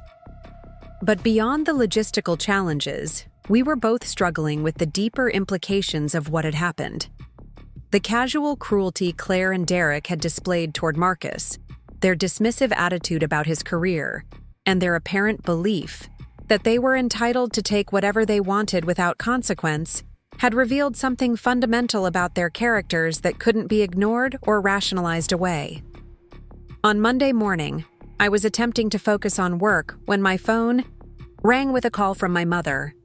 I'd been expecting this conversation for days, hoping that she would address the obvious tension from the wedding and perhaps provide some insight into Claire's behavior, or at least acknowledge that the situation had been handled poorly. "Emma, sweetheart," Mom said when I answered, her voice carrying that particular tone she used when she wanted to discuss something delicate without actually confronting it directly. "I just wanted to check in and see how you're doing after the wedding. It was such a beautiful celebration, wasn't it?" The question caught me off guard because it seemed to completely ignore the elephant in the room. "It was well executed," I said carefully, not wanting to immediately launch into the painful details, but also not willing to pretend that everything had been wonderful. "Claire looked absolutely radiant," Mom continued, "and Derek seems so much more settled and mature than he was during their first marriage. I think they've both learned from their mistakes and are ready to build something lasting this time." The assessment felt surreal given what I knew about the circumstances leading to their reconciliation and the way they'd treated Marcus and me throughout the evening. But Mom seemed genuinely convinced that the wedding represented a positive, new beginning rather than a celebration built on betrayal and disrespect. "Mom," I said, trying to find a way to address the real issues without creating unnecessary drama. "Did you notice how Marcus and I were treated at the reception? The seating arrangement? The way we were introduced to people? The general atmosphere?" There was a pause before she responded, and I could sense her discomfort with being asked to acknowledge what should have been obvious to anyone paying attention. "Well, sweetheart, I know the situation has been complicated for everyone involved. Claire had to make so many last-minute arrangements, and I'm sure she did her best to accommodate everyone under difficult circumstances." The response was classic Mom, acknowledging that something had been less than ideal while immediately providing excuses that shifted responsibility away from the person who'd created the problem. She'd been using this approach to smooth over Claire's questionable behavior for our entire lives, and I was suddenly exhausted by the familiar pattern. "Mom, Claire didn't make last-minute arrangements. She took over arrangements that I'd been making for 2 years. There's a significant difference between those two things." Another pause, longer this time, before she replied in a voice that carried a slight edge of disapproval. "Emma, I think you're being a bit dramatic about this whole situation. Family sometimes requires sacrifices, and Claire was going through such a difficult time. Surely you can understand that she needed support, not criticism." Ooh, the word dramatic hit like a slap, dismissing my legitimate concerns as emotional overreaction rather than reasonable responses to unreasonable treatment. It was the same word that had been used to minimize my feelings throughout childhood. Whenever I'd objected to Claire's behavior or pointed out unfairness in how we were treated. Supporting someone through a difficult time doesn't require allowing them to steal your wedding plans and then treat you like an unwelcome guest at your own event, I said, my voice rising despite my efforts to remain calm. "Emma Sophia Rodriguez," Mom said, using my full name in the tone that had ended arguments throughout my childhood. "I will not have you speaking about your sister that way. Claire has been through enough without having to deal with jealousy and resentment from the people who should be supporting her most." The conversation was following such a predictable script that I almost laughed. Claire's behavior, no matter how selfish or hurtful, would be excused and rationalized, while my reaction to that behavior would be characterized as inappropriate and unsupportive. The family dynamic that had shaped our entire childhood was still, firmly in place, with Claire as the protected golden child and me as the one expected to absorb whatever treatment she chose to dish out. "I'm not jealous," I said, though I knew it wouldn't matter what I said. "I'm hurt that my sister stole my wedding plans and then spent the evening treating Marcus and me with contempt and disrespect." "Marcus seemed fine to me," Mom replied, dismissively. "He was polite and appropriate throughout the evening.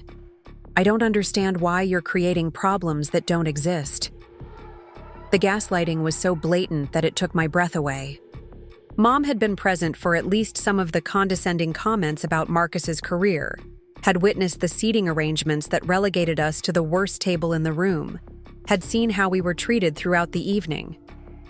But rather than acknowledge what had obviously happened, she was rewriting the narrative to eliminate any criticism of Claire's behavior.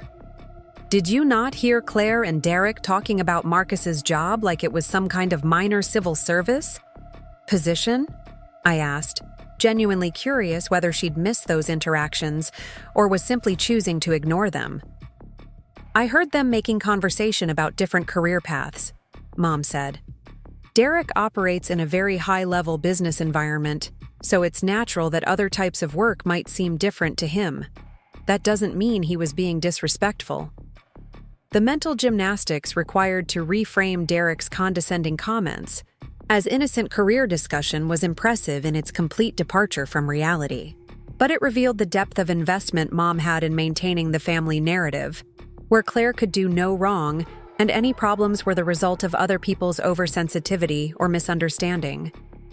Our conversation continued for several, more painful minutes, with Mom systematically dismissing every concern I raised while painting Claire as a victim of my unreasonable expectations and emotional volatility. By the time we hung up, I felt more isolated from my family than I had before the call, but also clearer about the dynamics I was dealing with. The pattern extended beyond just Mom's response. Over the following days, I received similar reactions from other family members who'd attended the wedding. My aunt called to tell me how beautiful the celebration had been and how grateful I should be that Claire had created such a lovely event for the family to enjoy. A cousin sent a text thanking me for being so generous in helping Claire with her wedding planning.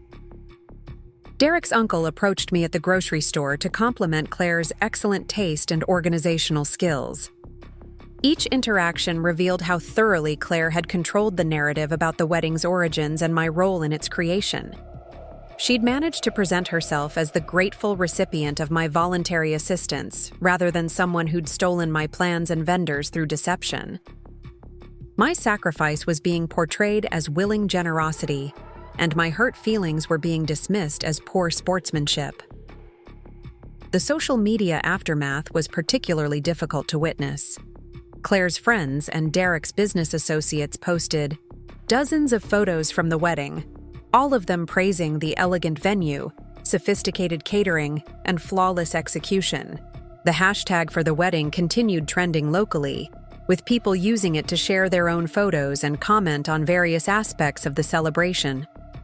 In every post and comment, Claire received credit for the planning and taste that had created such a beautiful event.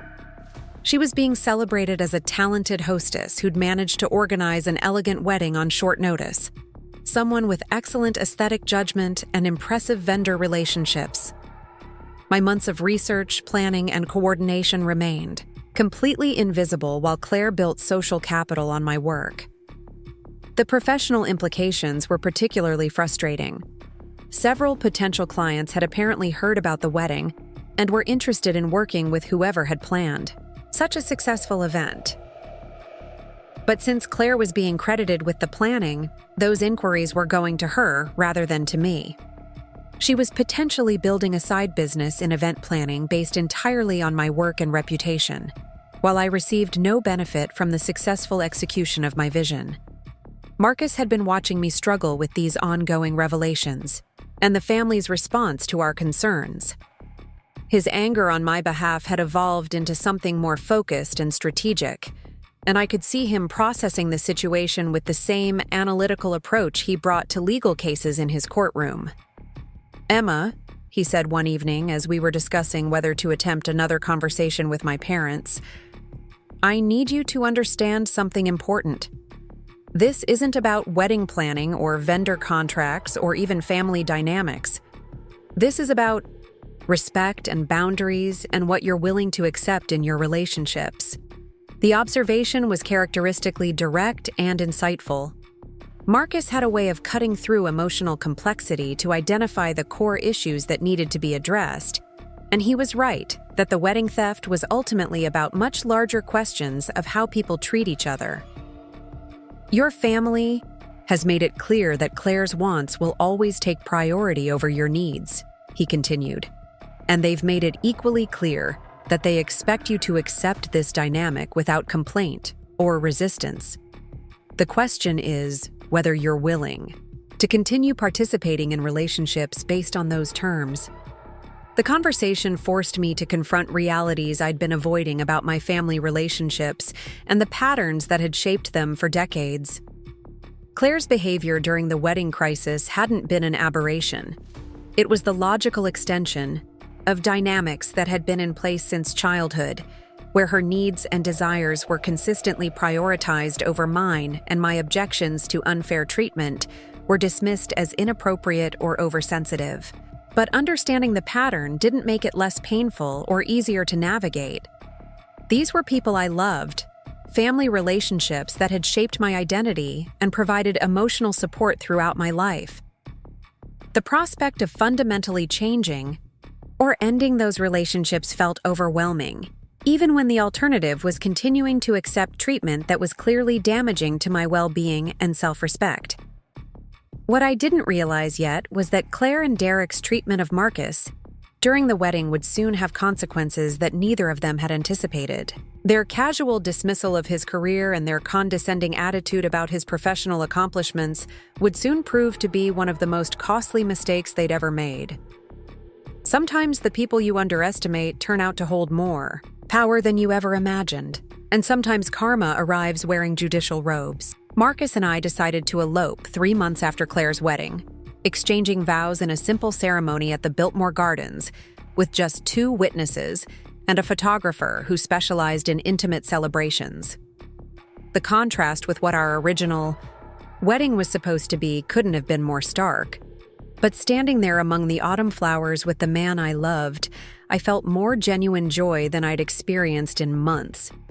We were choosing each other without the pressure of family expectations or social performance, and the simplicity felt like a gift rather than a compromise.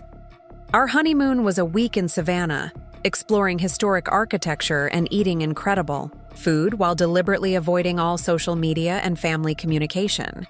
For 7 blissful days, we existed in a bubble where Claire's betrayal and my family's dismissive responses felt like distant problems that belonged to someone else's life. Marcus had arranged for a colleague to handle his court schedule, and I'd delegated my current event planning projects to my assistant, giving us complete freedom to focus on each other and our new marriage. But reality has a way of intruding even on the most carefully constructed escapes, and the first crack in our peaceful bubble came through a phone call from Derek's business partner that Marcus received on our last day in Georgia. The conversation was brief and professional, something about a scheduling conflict for an upcoming court hearing, but I could see Marcus's expression shift as he processed whatever information he was receiving. "What was that about?" I asked when he hung up, though part of me already suspected the answer would somehow involve Claire and Derek's ongoing drama. Marcus was quiet for a long moment, staring at his phone with the expression he got when he was working through complex legal issues in his mind. "Derek Williamson has been added to my court docket," he said finally. "Apparently, there are some legal issues related to his business practices that require judicial review." The irony was so complete, it felt almost scripted by some cosmic screenwriter with a dark sense of humor. Derek, who had spent Claire's wedding reception dismissing Marcus's career as small-town stuff and making condescending comments about parking tickets and minor legal matters, was about to discover exactly what kinds of cases actually came through municipal court and how much power judges at that level actually wielded. "What kind of legal issues?" I asked, though I wasn't sure I really wanted to know the details. "I can't discuss specifics," Marcus replied, because his professional ethics prevented him from sharing confidential information about pending cases, even with his wife. "But it's significant enough that multiple parties have requested expedited hearings, and there are apparently some time-sensitive financial implications involved." Over the following weeks, as we settled back into our normal routines in Asheville, I began picking up pieces of information about Derek's legal troubles through various channels. My mother mentioned during one of our stilted phone conversations that Claire seemed stressed about some business complications Derek was dealing with. A mutual acquaintance who worked in Charlotte's real estate industry mentioned that there were rumors about irregularities in some of Derek's recent property developments. The most revealing information came from my former venue coordinator, Maria, who called me about a completely unrelated matter regarding a vendor recommendation. During our conversation, she mentioned that she'd heard through industry connections that several high-profile Charlotte weddings had been canceled or postponed due to financial issues affecting the hosts. When I pressed for more details, she reluctantly revealed that Derek's name had come up in connection with some of these cancellations, and that there were apparently questions about his business's ability to meet financial obligations. "I probably shouldn't be sharing gossip," Maria said, "but after what happened with your wedding situation, I thought you might be interested to know that karma sometimes works in mysterious ways." The comment suggested that Maria had never been comfortable with the way Claire had taken over my wedding contracts, and that she was taking some satisfaction in seeing consequences catch up with the people who'd benefited from that deception. While I appreciated her loyalty to me, I found myself feeling conflicted about taking pleasure in Claire and Derek's difficulties, even after everything they'd put me through. But my conflicted feelings became much more complicated when Claire called me for the first time since her wedding, her voice tight with stress and barely controlled panic. "Emma, I need to ask you for a favor," she said without any preamble or attempt at pleasantries. "Derek is dealing with some legal issues, and his lawyer thinks it might help if he had some character references from people in the judicial system." The request was so audacious it left me momentarily speechless. After months of treating Marcus with contempt and dismissing his career as insignificant, Claire was now asking me to leverage his professional connections to help Derek with his legal problems. The hypocrisy was breathtaking, but what made it even worse was the complete absence of any acknowledgement of how she and Derek had treated us. "What kind of legal issues?" I asked, though I suspected I already knew the general nature of the problems. "It's complicated business stuff," Claire said dismissively, as though the details were too complex for me to understand. "Some former clients are making unreasonable demands, and there are questions about contract interpretations that should be handled quietly rather than through expensive litigation. Derek's lawyer thinks that having someone in the judicial system vouch for his character could help resolve everything more efficiently." The carefully vague description suggested that Derek's legal troubles were more serious than simple contract disputes, and that Claire either didn't fully understand the situation or was deliberately minimizing it to make her request seem more reasonable. Either way, the idea that Marcus would compromise his professional integrity to help someone who'd publicly insulted his career was laughably unrealistic. "Claire," I said as gently as I could manage, "Marcus can't provide character references for people appearing in the court system. It would be a serious ethical violation that could jeopardize his position and reputation." "I'm not asking him to do anything inappropriate," Claire replied, her voice taking on the defensive tone she'd always used when challenged about unreasonable requests. "Just maybe mention to some of his colleagues that Derek is a good person, going through a difficult time, or suggest that everyone would benefit from resolving these issues quickly and quietly." The suggestion revealed how little Claire understood about judicial ethics and professional conduct, despite having been married to someone involved in complex business law. She seemed to think that judges routinely provided informal assistance to people they knew personally, rather than maintaining strict boundaries between their professional duties and personal relationships. "That's exactly what I'm talking about," I explained. "Marcus can't use his position to influence other people's legal proceedings, whether directly or indirectly. It would be completely inappropriate and potentially illegal." Claire's response was immediate and sharp. "You're being deliberately difficult because you're still upset about the wedding situation. This is Derek's business reputation and financial future we're talking about, and you're letting personal grudges interfere with helping family." The accusation was so unfair and manipulative that it took my breath away. Claire was characterizing my explanation of basic judicial ethics as personal vindictiveness, and she was framing her completely inappropriate request as a reasonable family obligation that I was selfishly refusing to fulfill. "This has nothing to do with personal feelings," I said, though even as I spoke the words, I knew Claire wouldn't believe them. "Marcus literally cannot do what you're asking without violating the ethical standards that govern his profession." "Fine," Claire snapped. "I should have known you'd find some excuse not to help. You've never been supportive when it really mattered, and apparently marriage hasn't changed that about you." She hung up before I could respond, leaving me holding the phone and marveling at her ability to rewrite recent history to cast herself as the victim of my unsupportive behavior. The woman who had stolen my wedding, dismissed my fiancé's career, and treated us both with contempt was now angry that we wouldn't compromise Marcus's professional integrity to help her husband with his legal troubles. When I told Marcus about the conversation, his expression shifted through several emotions: surprise, anger, and finally something that looked like grim amusement. "She wants me to provide character references for someone whose case might come through my courtroom?" he asked, making sure he'd understood the request correctly. "Apparently, she thinks you could just mention to your colleagues that Derek's a good person who deserves special consideration," I said, still incredulous at Claire's fundamental misunderstanding of how the judicial system worked.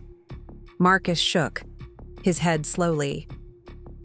"Even if Derek weren't potentially appearing in my court, that kind of intervention would be completely inappropriate. The fact that she doesn't understand that suggests she has no idea how serious his legal situation actually is." Over the next few weeks, Derek's legal troubles became increasingly public as local media began reporting on investigations into his business practices. The initial reports were carefully worded and focused on procedural matters, but they gradually revealed a pattern of questionable financial dealings that had apparently been developing for months before his reconciliation with Claire. According to the news coverage, Derek's real estate development company was being investigated for several potential violations, including misrepresentation of property values, failure to meet contractual obligations to investors, and possible misuse of client funds. The investigation had apparently been triggered by complaints from multiple former clients who claimed they'd been defrauded through various schemes designed to inflate property values and construction costs. What made the situation particularly complex was that many of Derek's business dealings involved partnerships and joint ventures that created complicated webs of financial obligation and legal responsibility.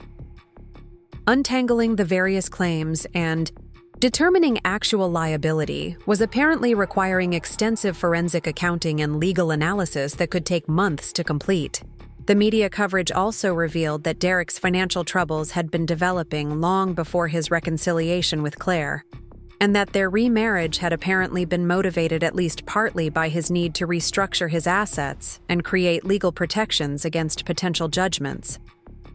Claire's own financial investments in Derek's business ventures meant that she was potentially liable for some of the damages being claimed by his former clients.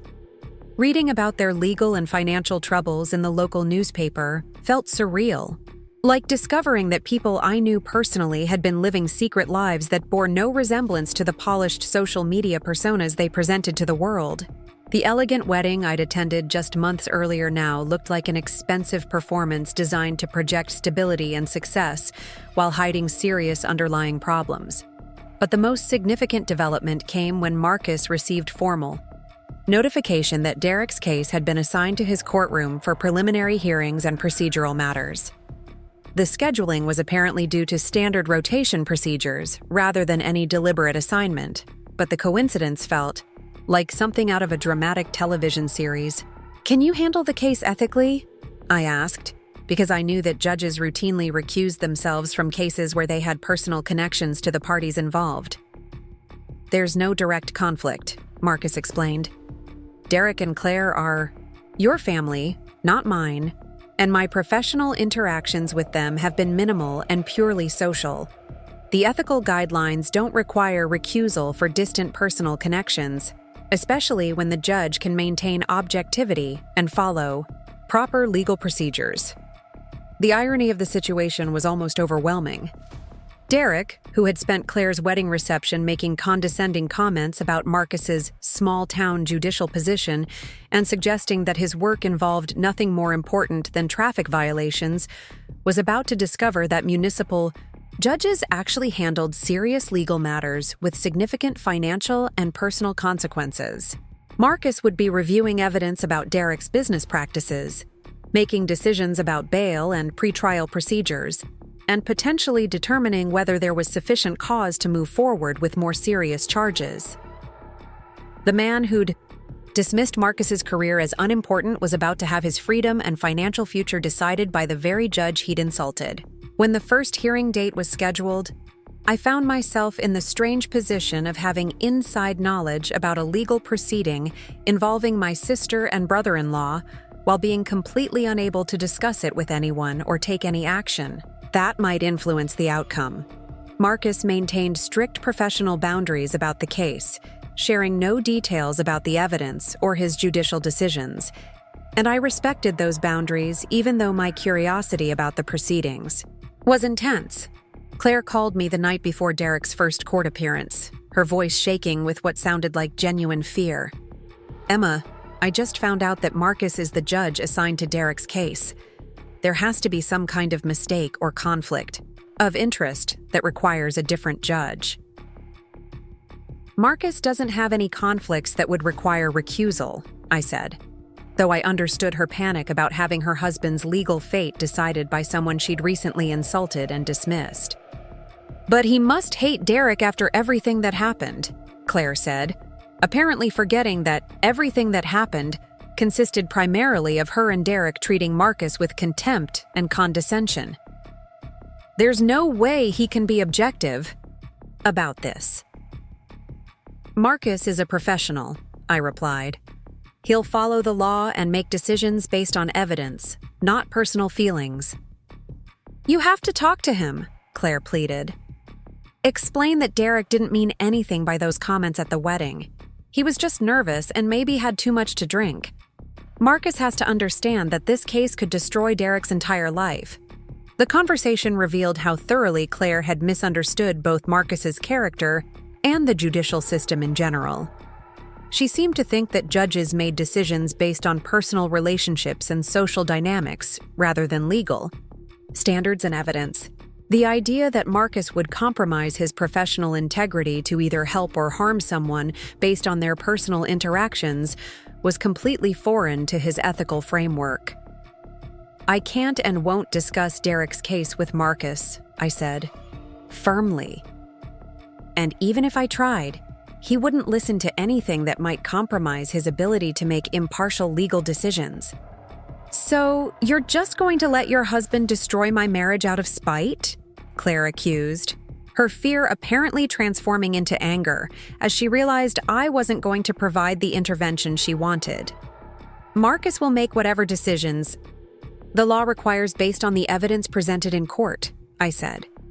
"If that destroys your marriage, it's because of Derek's actions, not because of Marcus's professional responsibilities." Claire hung up without saying goodbye, and I knew that our conversation had probably ended whatever remained of our sisterly relationship. She would never forgive me for refusing to interfere with Derek's legal proceedings, and she would never understand that such interference would have been both impossible and completely inappropriate. The preliminary hearing was held on a cold Thursday morning in November, and I found myself driving past the courthouse on my way to work, wondering what was happening inside those formal proceedings. Marcus had left early that morning with the same focused, professional demeanor he brought to all his judicial responsibilities, giving no indication of how he felt about presiding over a case involving people who had treated him so poorly. That evening, Marcus came home looking tired but maintaining his usual professional discretion about courtroom matters. I didn't ask about the hearing, and he didn't volunteer any information. But I could see that the day had been emotionally complex, even if he was handling it with his characteristic professionalism. The local newspaper coverage of the hearing was limited to basic procedural information, noting that preliminary motions had been heard and that the case would continue with additional hearings scheduled for the following month. Derek had apparently retained expensive legal representation from a Charlotte firm that specialized in white-collar criminal defense, suggesting that the charges against him were more serious than simple civil disputes. Over the following weeks, I watched from a distance as Claire and Derek's legal troubles became increasingly public and complex. Social media posts that had once celebrated their elegant lifestyle and business success gradually disappeared, replaced by carefully worded statements from Derek's attorney about his commitment to resolving all legal matters appropriately. Claire's own social media presence became sporadic and defensive, with occasional posts about the importance of supporting family during difficult times and cryptic references to people who showed their true colors during crises. I suspected these references were directed at least partly toward me, since she apparently viewed my refusal to interfere with Derek's legal proceedings as a betrayal of family loyalty. The final hearing in Derek's case was scheduled for early December, and the weeks leading up to it were filled with media speculation about potential plea agreements and sentencing recommendations.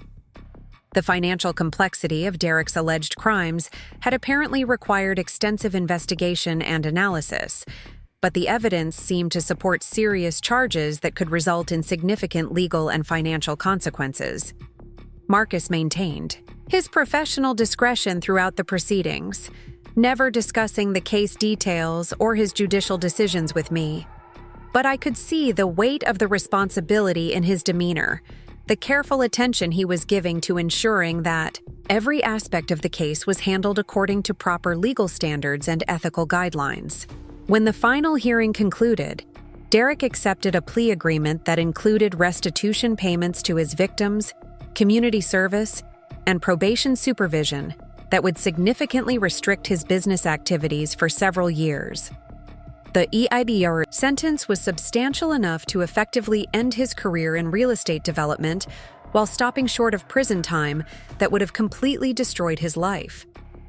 The local media coverage of the sentencing focused on the thoroughness of the investigation and the appropriateness of the judicial response to white-collar crimes that affected multiple victims. Marcus was praised for his handling of the complex case and his commitment to ensuring that justice was served while maintaining appropriate legal procedures throughout the proceedings. Claire called me one final time after Derek's sentencing, her voice flat with exhaustion and defeat. "I hope you're happy," she said without preamble. "Derek's career is over. We're going to lose the house, and I'm probably going to have to declare bankruptcy because of the restitution payments." "I'm not happy about any of this," I said truthfully, because despite everything that had happened between us, I didn't take pleasure in my sister's financial ruin and personal devastation. "Marcus could have been more lenient," Claire continued. "He could have found ways to minimize the damage if he'd wanted to, but he chose to destroy Derek's life instead." "Marcus followed the law and imposed sentences that were appropriate for the crimes Derek committed," I said. "The consequences Derek is facing are the result of his own actions, not Marcus's judicial decisions." "You'll never convince me that personal feelings didn't influence how this case was handled," Claire said. "Marcus had the power to show mercy, and he chose revenge instead."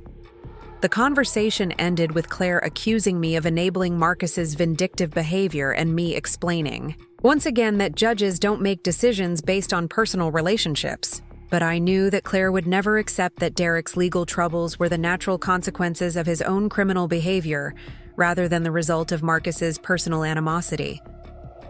6 months later, Claire and Derek divorced for the second time, their marriage unable to survive the financial stress and legal complications resulting from his criminal conviction. Claire moved back to North Carolina, taking a job with a pharmaceutical company based in Raleigh, and rebuilding her life while dealing with the ongoing financial obligations created by Derek's crimes. Marcus and I settled into our married life. In Asheville, our relationship strengthened by having navigated such a complex and emotionally challenging situation together. The stolen wedding that had once felt like such a devastating betrayal now seemed like a blessing in disguise, since it had revealed important truths about family dynamics and personal values that might otherwise have remained hidden. Sometimes, justice doesn't arrive with dramatic confrontations or elaborate revenge schemes. Sometimes it simply unfolds through the natural consequences of people's choices, guided by professionals who understand that the law exists to protect everyone equally, regardless of their personal relationships or social status. Derek had dismissed Marcus as a small-town judge handling minor cases, never realizing that municipal courts deal with serious crimes that can change people's lives forever.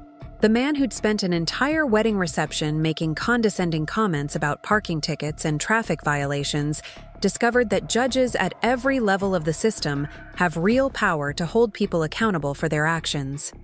And sometimes, when you underestimate someone and treat them with contempt, you find out too late exactly who they really are and what they're capable of achieving. Marcus never spoke about whether he took any personal satisfaction from the outcome of Derek's case, maintaining his professional discretion and ethical standards even in private conversations with me, but I could see in his quiet confidence and continued dedication to his work that he understood the importance of what he did and the trust that people placed in his judicial decisions. The stolen wedding had taught me valuable lessons about family loyalty, personal boundaries, and the difference between supporting someone through difficulties and enabling their harmful behavior. Claire's betrayal had been devastating at the time, but it had also freed me from relationships based on obligation rather than mutual respect and genuine affection. Marcus and I built our marriage on foundations of honesty, respect, and shared values that proved strong enough to weather the storms created by other people's poor choices and criminal behavior. The simple courthouse ceremony that had replaced our elaborate wedding plans turned out to be exactly the right beginning for a partnership based on substance rather than spectacle. And sometimes when you're dealing with people who believe that power comes from money and social status, it's satisfying to watch them discover that real authority belongs to those who dedicate their lives to serving justice and protecting the vulnerable. The small-town judge they'd dismissed as unimportant turned out to be exactly the person with the power to hold them accountable for their actions. Up next, you've got 2 more standout stories right on your screen.